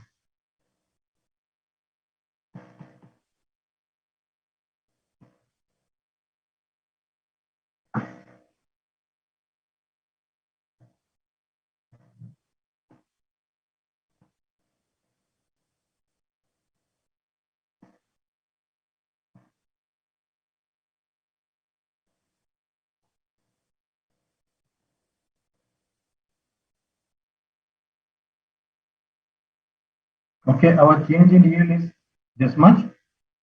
Okay, our modified duration is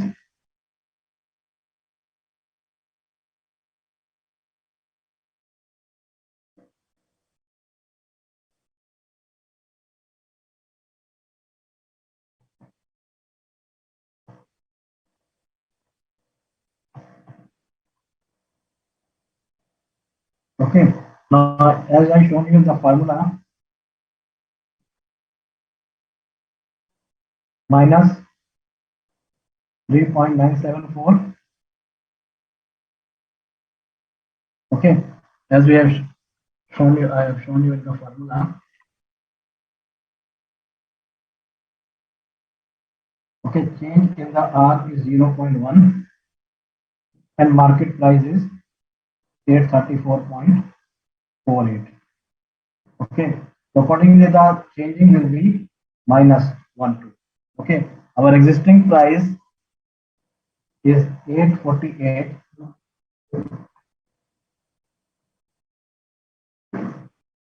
Sorry, my mistake. This existing price are 834.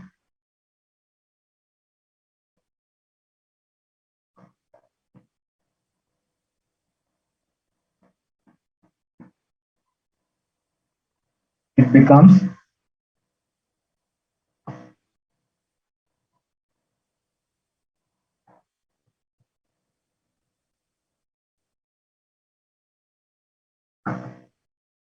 okay, student.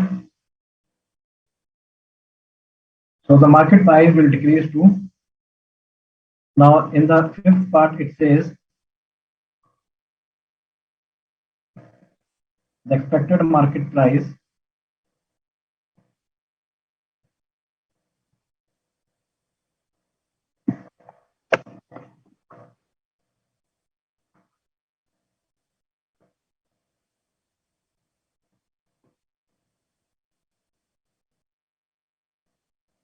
if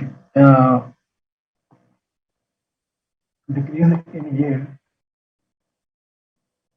by 75 basis points. Here we can see minus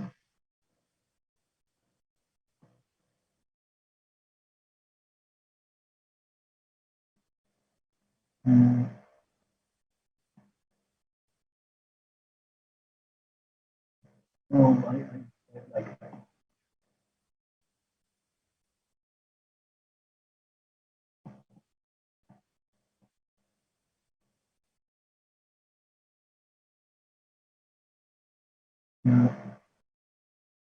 sorry. My modified duration is 3 point.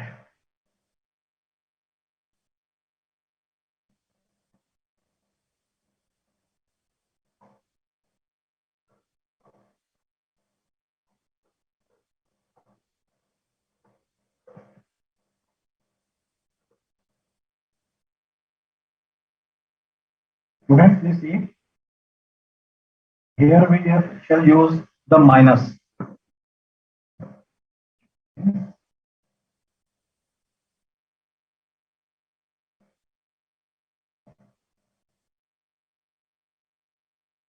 Here we shall use the minus.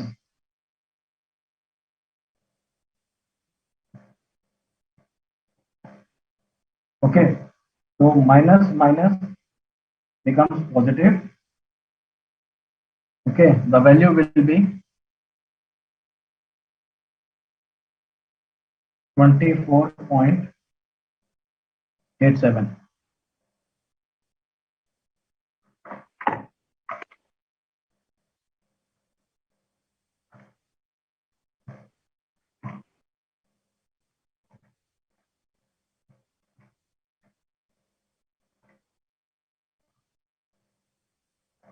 Okay, student. So thus there will be an increase.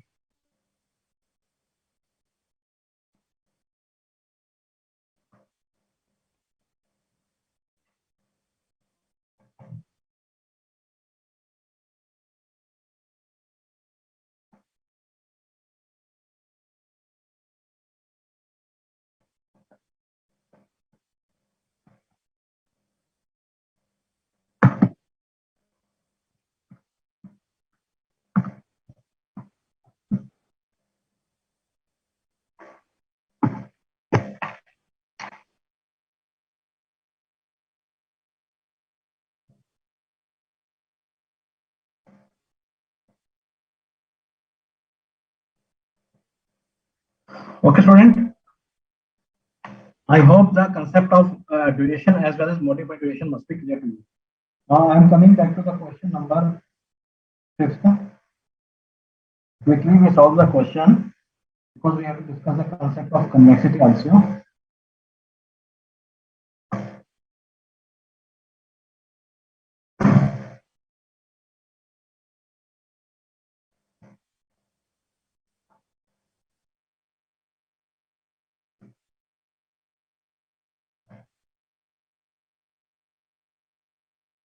Okay, student, read the question quickly.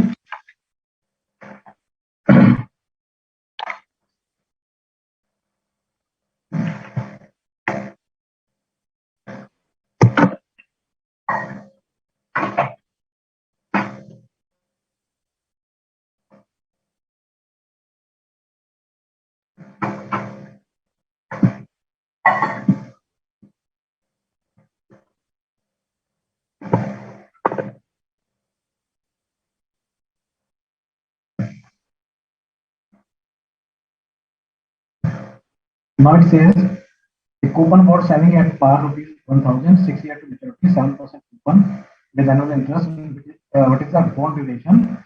Suppose YTM is same.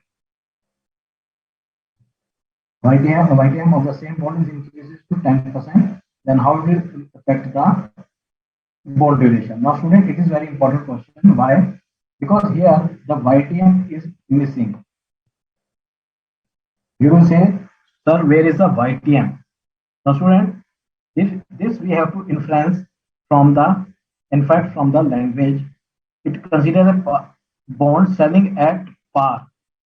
It means if bond is selling at par, please, I just take back to your theorem, where bond theorem, where I've said that if yield is more than our face coupon rate, so the bond will be selling at discounted, and if YTM is greater than coupon rate, then bond is at discount. Please recall. And if YTM is less than coupon rate,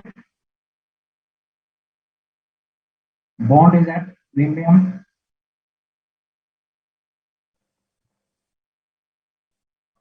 True. So, and if YTM is equal to coupon rate, so the bond is selling at par. So, of course, when bond is at par here in the question, so our YTM will be equal to our coupon rate, and our coupon rate is 7%. Okay, so student, it is the most hint, it is the most glaring hint that you have to solve this question with the 7% YTM. And I'm just leaving the question here because you please do at your own. Of course, you please do at your own. Please solve the question at your own. And if the problem is there, I'm just sharing with you the answer. There are two parts. One is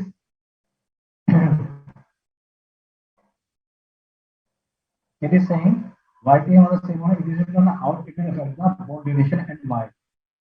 Okay, so I'm just writing out here. First of all, we shall compute the duration.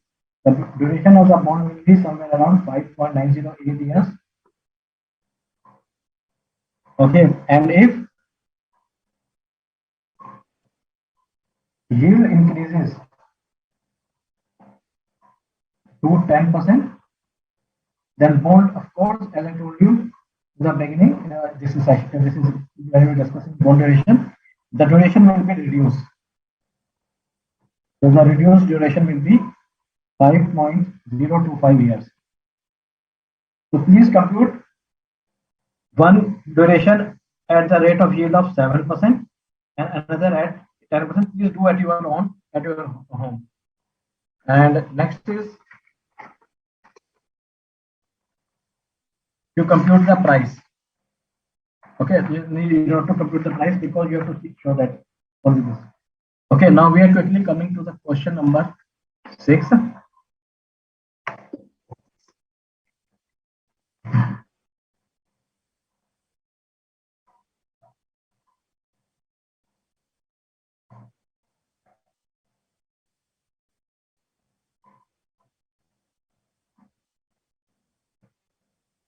Please read the question carefully.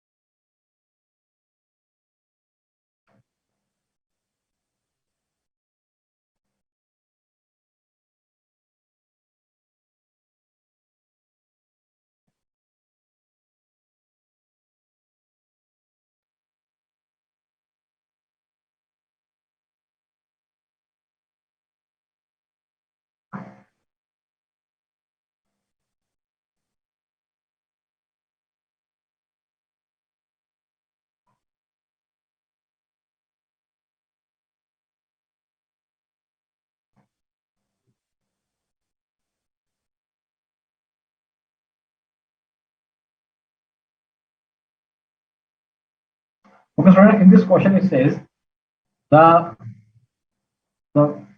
the current market price of a bond having a face value of 1 lakh on which the coupons are payable annually and is redeemable after 6 years. Further, the YTM at 60% of the duration is this. Now, student, I have left the discussion on one alternative formula for the duration. There is another formula.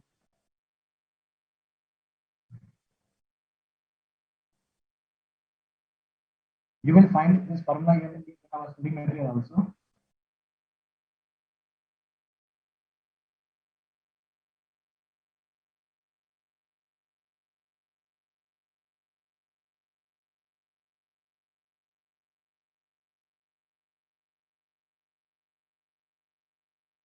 One plus y, that is yi.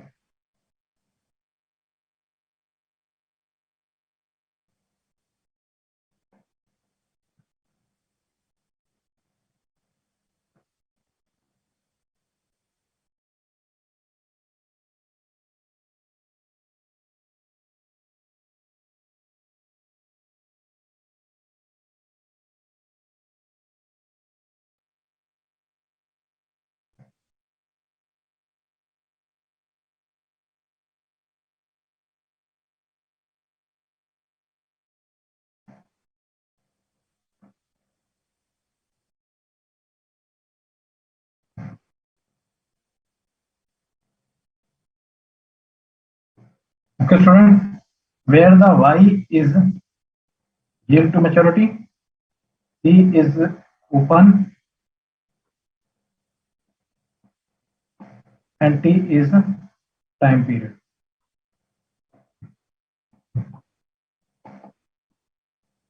Time to maturity. Yes, friends. So this is a shortcut formula for calculation of the duration. But I think you know to read this formula. Of course, I am just solving here. Then I will show this another course also. So this is a formula for duration. Okay. Now here it says find out the current market price. It says we have to find out the current market price. Okay. And for current market price, here the coupon rate is missing. Here the coupon rate is missing. Of course, the YTN is available. Okay, but our coupon rate is missing. So first of all, we have to find out this coupon value. Okay, this value we have to find out. So we place all the values there, then we find this value.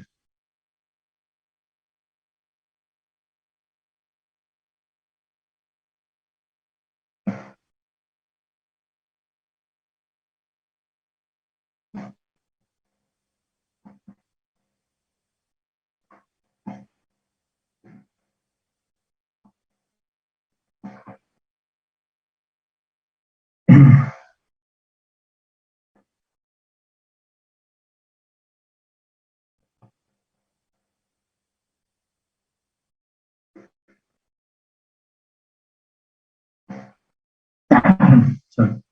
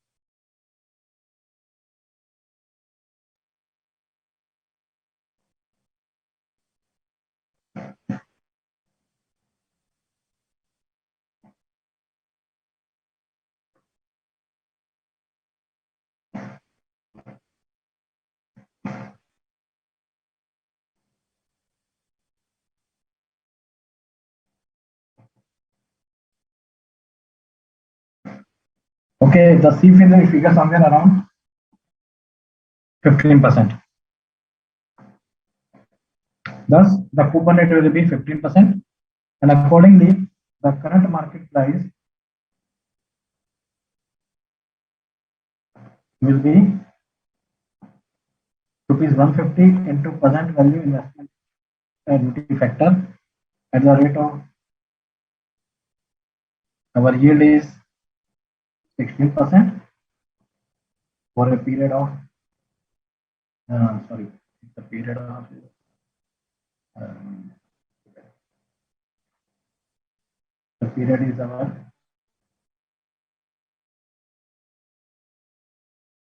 6 years plus maturity value into PVIF 60% into 6.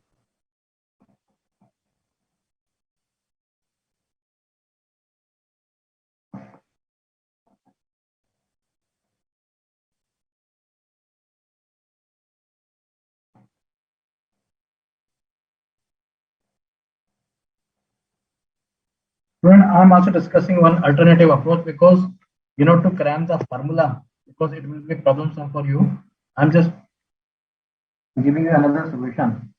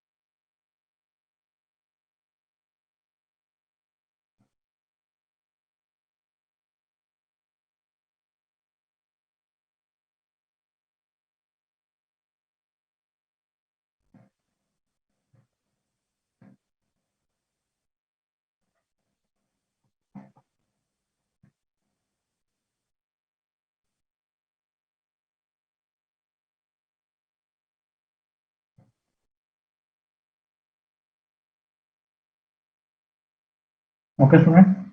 Now let us the coupon is payment is X.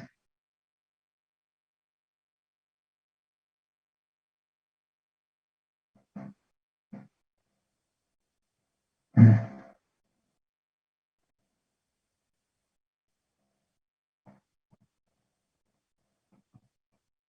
16%.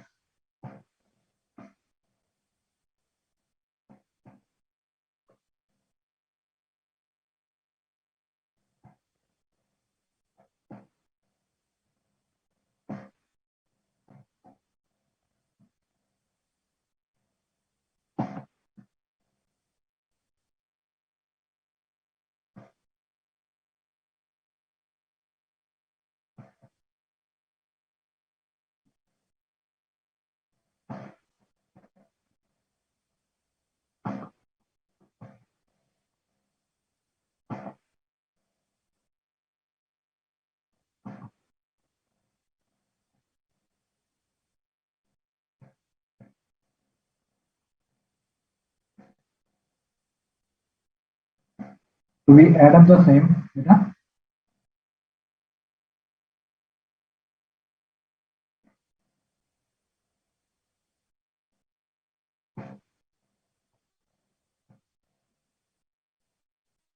$40,000. Okay, now we compute the duration. Simply multiplying this and this and add up all and divide it by all the by the price.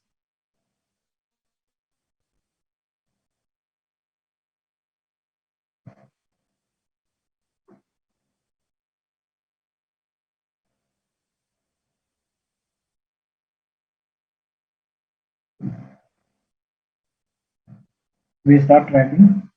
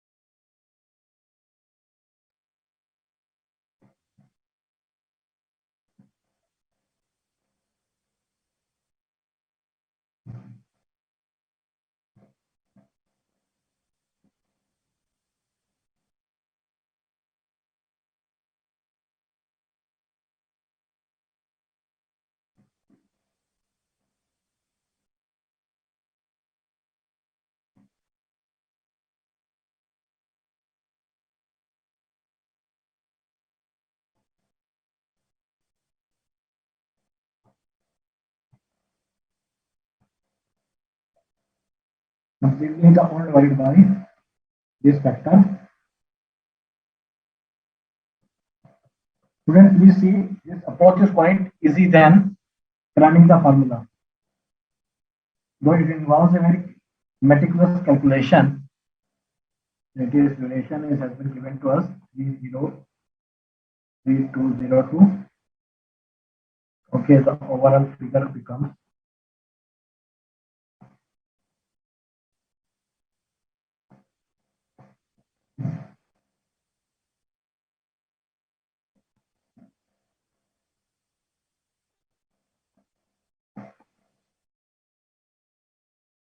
so the x will be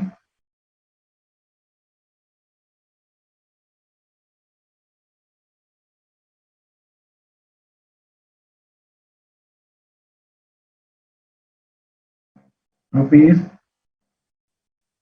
149. Sorry, over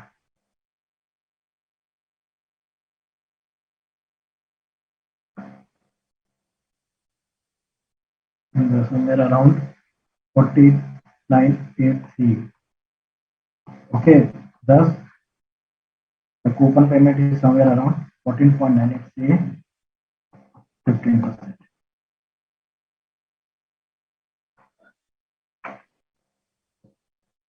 Okay, so student, accordingly we can compute the current market price as we have computed here. So I hope with this the question must be clear to you. Now I am coming to the last concept of today's class discussion. Thus,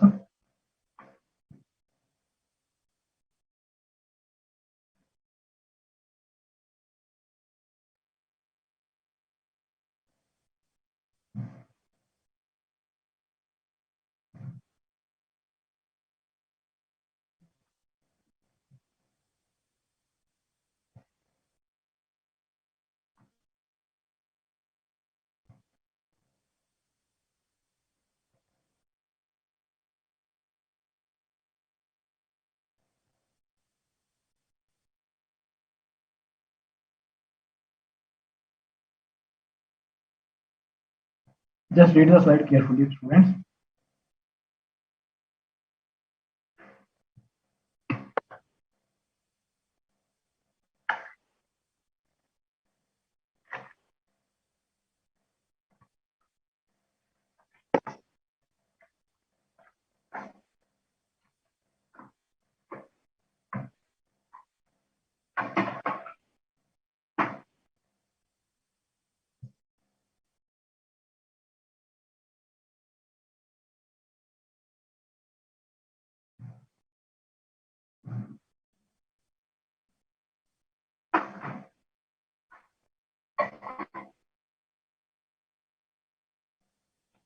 Now, student, according to this convexity assessment, just I'm reading the slide carefully again, then I will. Though the duration is a good approximation of the percentage change in price due to percentage change in a small change in the interest rate. However, the change cannot be estimated so accurately due to convexity effect as a duration based estimation assumes a linear relationship. See, student, in earlier question we have seen that we can compute the change in the market price or the volatility of the bond when there is a change in the yield. However, this change can be estimated correctly when the change is quite small. However, when the change is higher, then the by the following a linear relationship, the change cannot be so correct. I'm just showing you by way of diagram, then it will make you understand in very effective manner.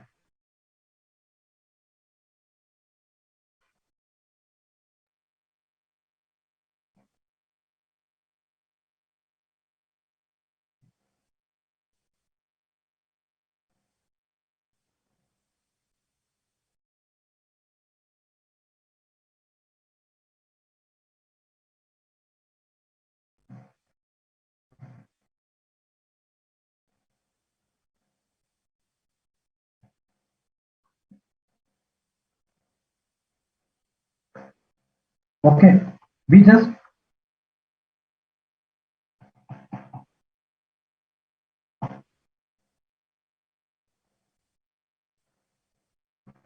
draw the that is on the x-axis the price and YTM.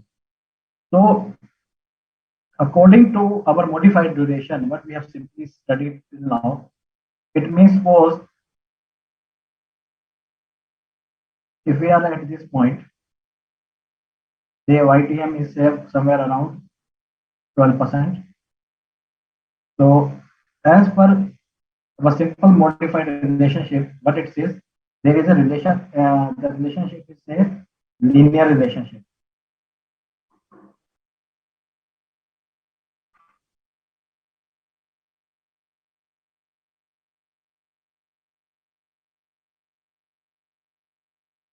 Okay, it says like that.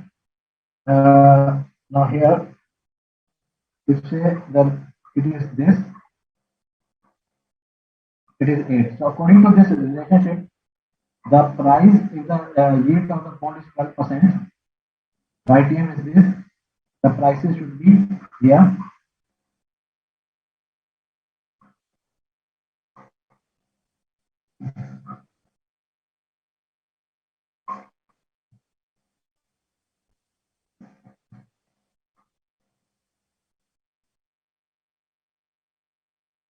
Similarly, it says that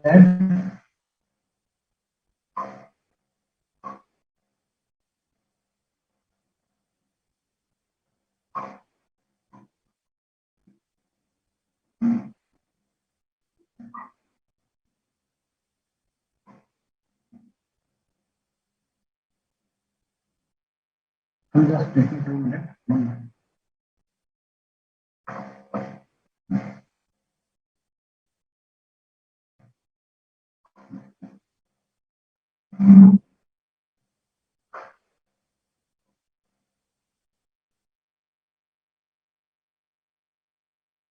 So it says that if the prices yield is 12%, then the price should be this. It is if it is 10, the price should be this.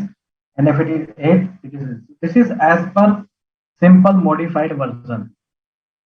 Okay, but actually what happens, practically what happens, when there is a change in the yield, the price exactly does not behave in the same manner.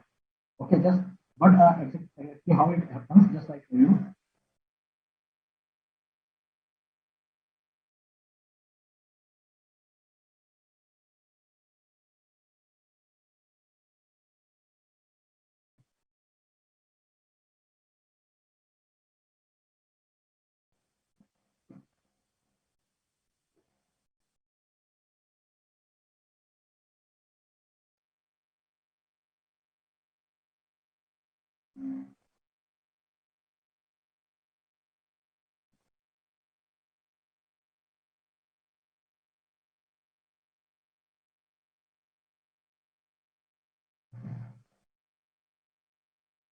So you see, student, here, notice that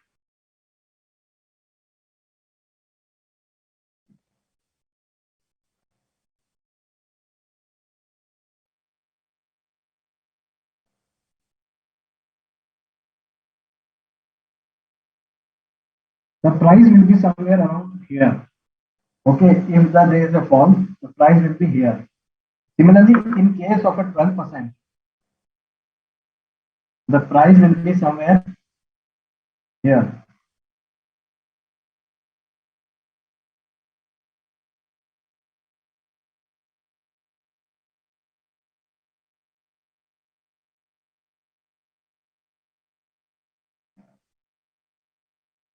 Okay, student.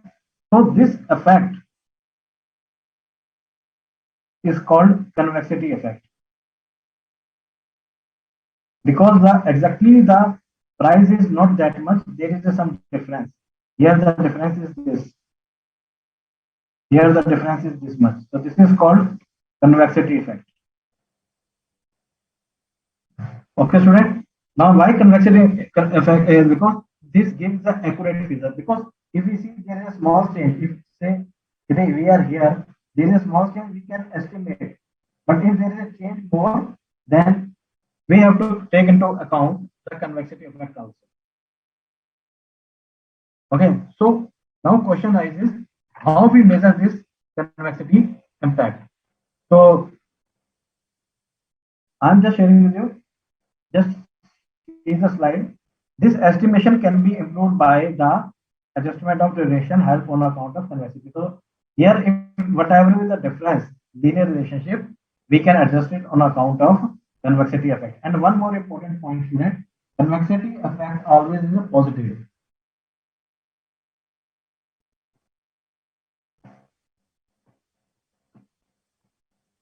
You see here, if we go by the linear relationship, if we go by the linear relationship, at 12%, our market price is this.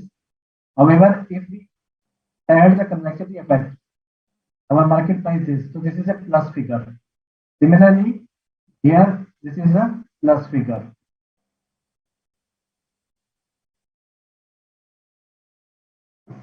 Okay, student. So I hope now let us see the formula. Then we will discuss one question. Now, what is the formula for the convexity adjustment? First of all, we compute the C star. Okay, yeah, I just write down first. I write down the convexity.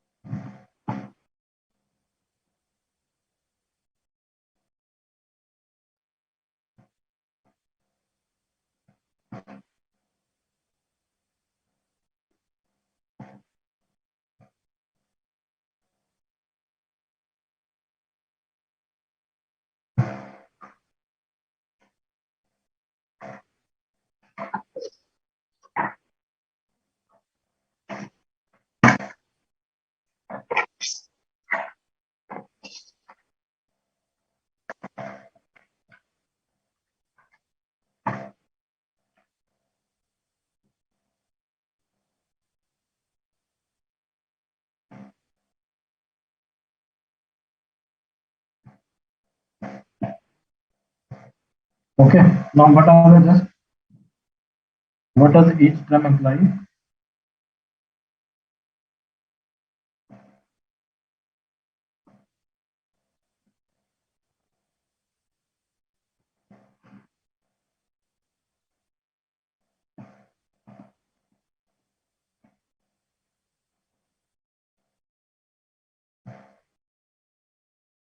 Okay, student.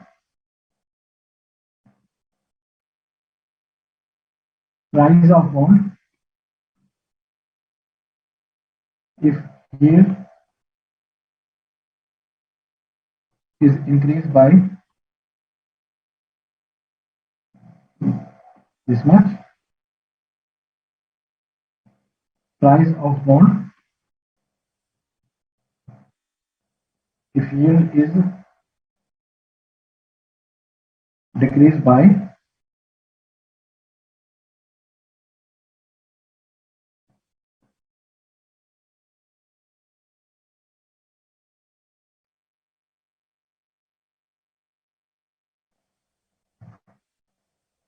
my mistake, it is not right, it is initial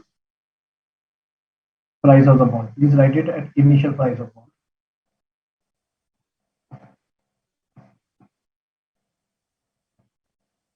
Initial price of bond. Okay, student. So this is a formula. Here it is a change the yield. Okay, we shall adjust the same.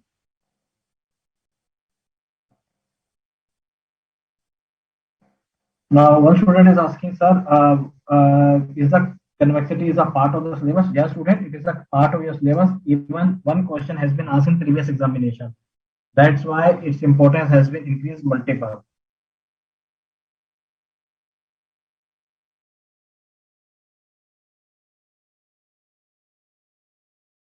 Okay, student.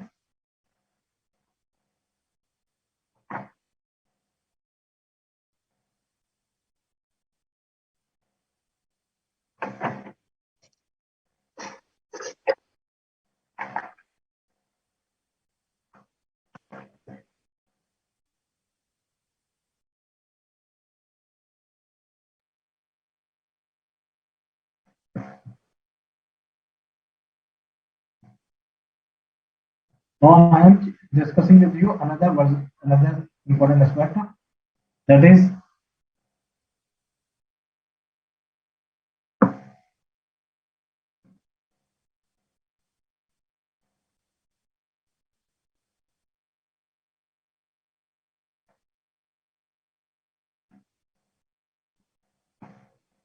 if we incorporate the convexity, then we compute the percentage change in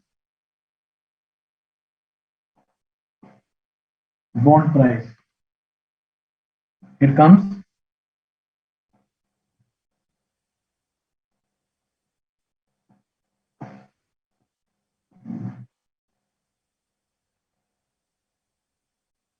okay into okay. I do one thing. I just give it on the next sheet. Okay, I go other way. Change in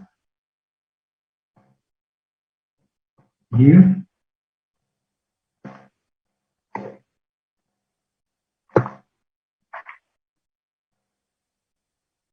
plus 1/2 into convexity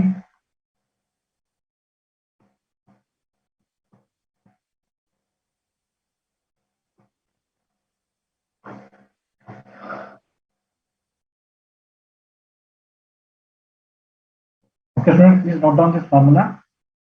This formula is very important.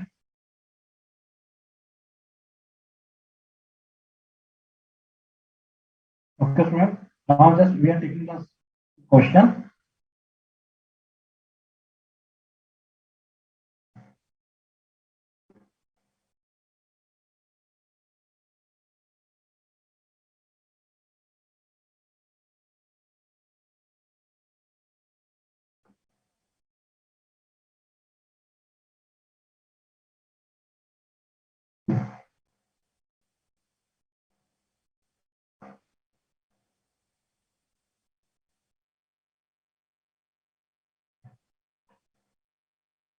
Please read the question carefully.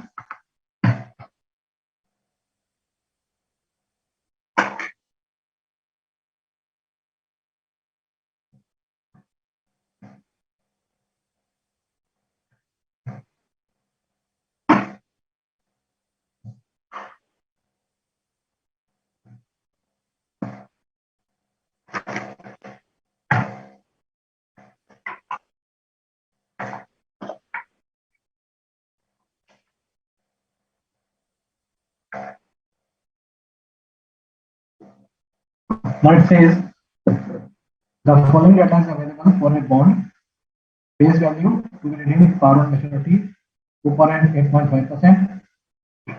Years of maturity this yield to maturity has been given 10%. First, we require to calculate the current market price of the bond, molecular duration, volatility of the bond, convexity of the bond, and expected market price change if there is a decrease of yield by 200 basis point, it means 2%.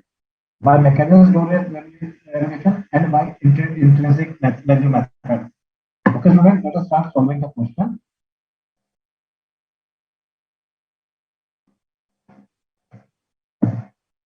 First, we find out the current market price.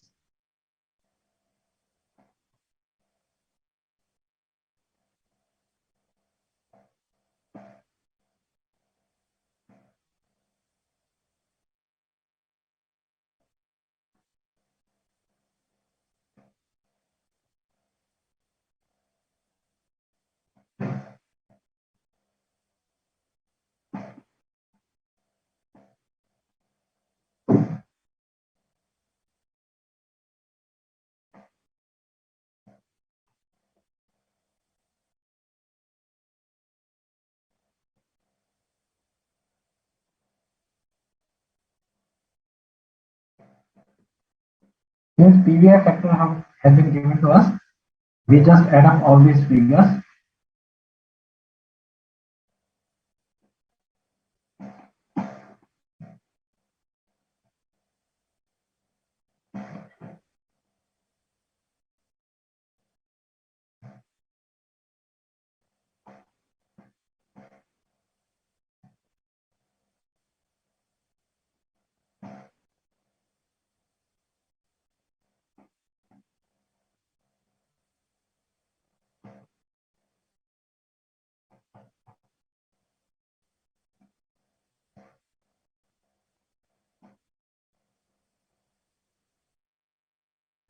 We compute the mechanical relation.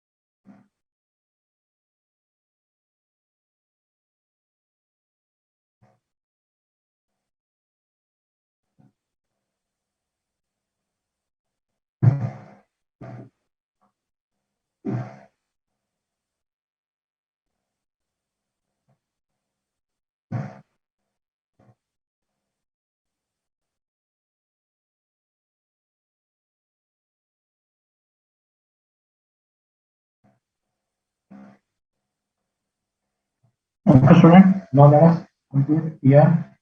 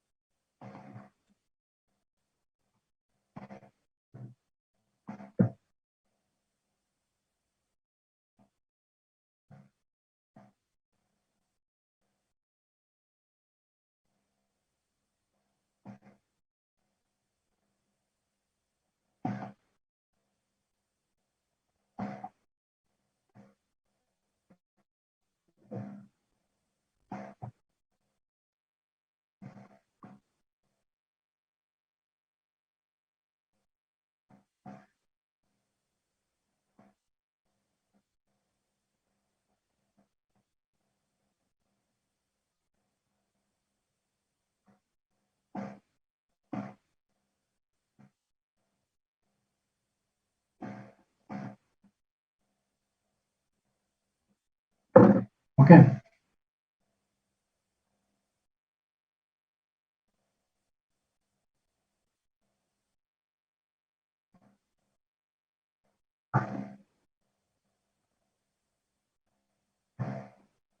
Now I am just multiplying with this figure.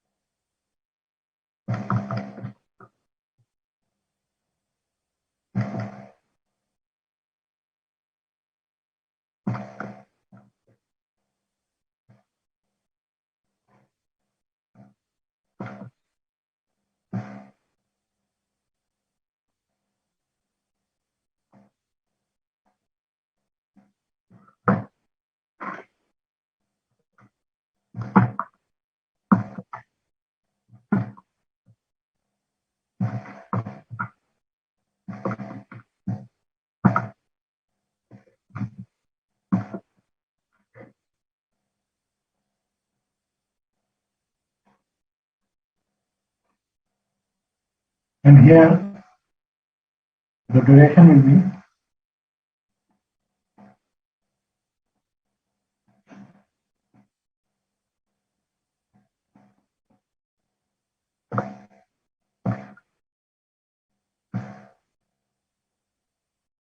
4.252.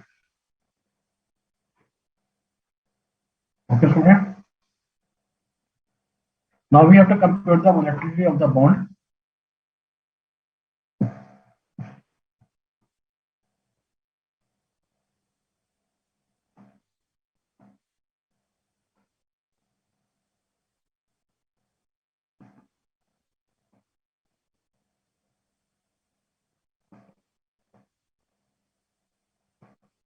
So this is our volatility of the bond. Next it says we have to compute the convexity. Okay, when we have to compute the convexity, student, we have to take any rate. Since in the question our ITM is 12, so we shall, and there is another factor has been given at 8%. So it is an indication that we can compute the two values at 8% and 12% because two variation of about 2% possible, 2% and 2% fall. So we have to compute V plus and V minus accordingly.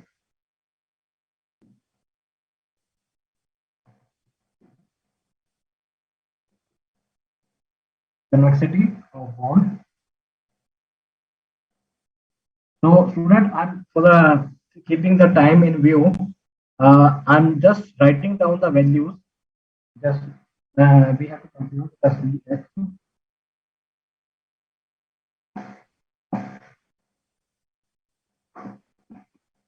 Or I take only 2 minutes.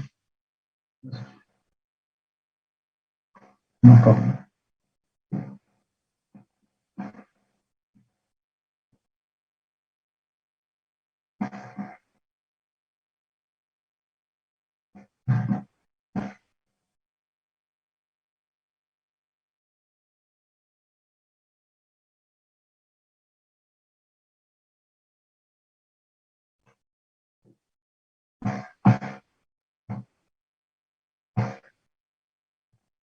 Okay, student. Now cash flow.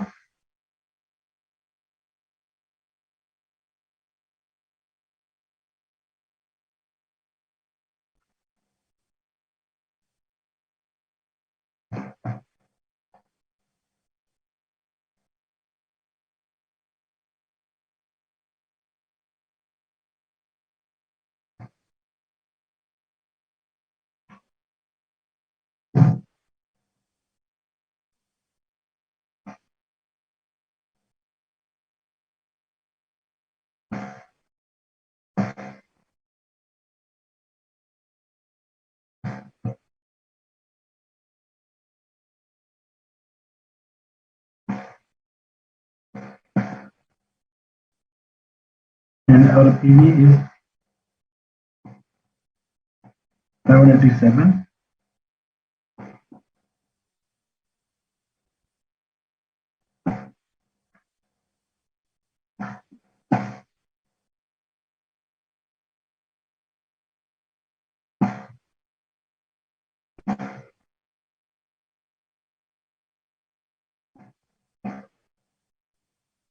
So the value comes 10204.05.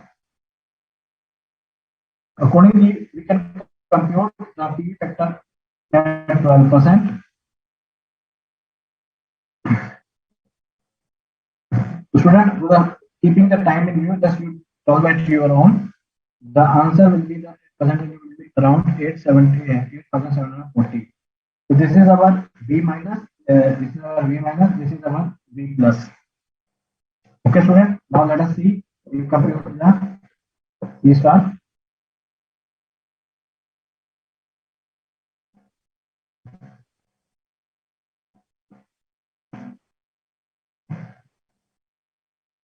We use this value B0. This is our basically B0.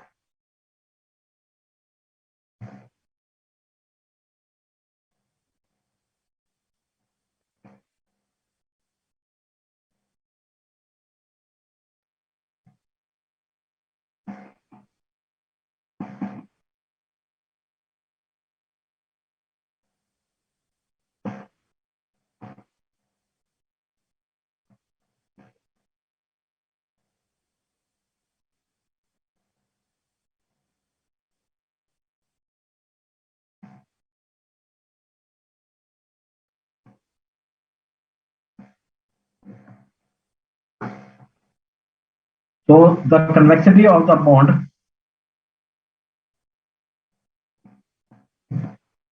is equal to 9.867 into the yield change 2% square into 100. So this will be the convexity of the bond beta. Okay, student. Now it says the expected market change in the market price is a decrease in YTM by 2%. So of course, when there will be a change in 2%, so we can compute here modified duration is with us. So just there will be addition. Okay. If I say minus change in yield into modified duration, okay, into price of the bond. Accordingly, minus it becomes 2. Modified duration is 3.865 into price of the bond 9431.50. Okay, and let's see how we compute it. So this will become positive 943.50 into 3.865 into 0.02. So the value comes 729.05.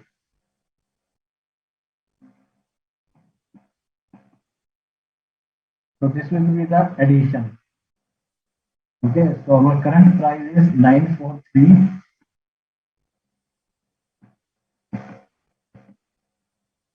Okay, so the new bond price will be 160.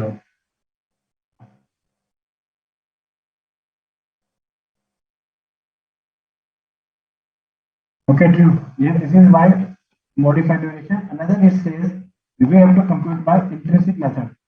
The intrinsic method basically means we go by the what we have computed earlier. So intrinsic value at YTM of 10%.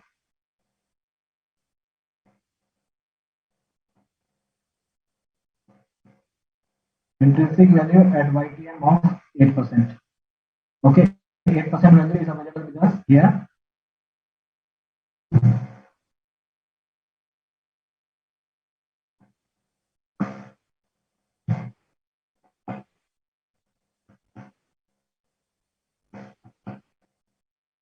So the overall there will be a change of 772.55. So this will it has asked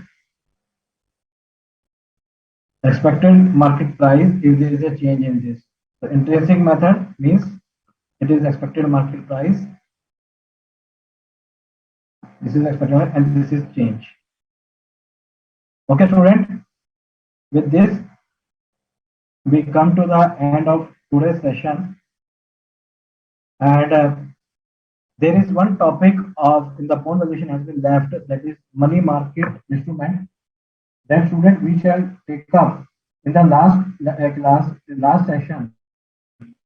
When our class will be ending, before that I will take up one session where the leftover topics such as your where etc. will be covered there. Even I will cover there. And student, meanwhile, if you have any queries, please do send us the email at sfm-manager or you contact me personally at this phone number. So student, I hope that today's discussion, whatever we have discussed today, must be clear to you, and I hope after learning the same, you will came to know about this topic in a very efficient manner. So our next class will be on the student value of the mutual fund, and that will be on Monday, and the session will be taken by the CS Vivek Banerjee sir. Thanks for patience, student. Have a nice day.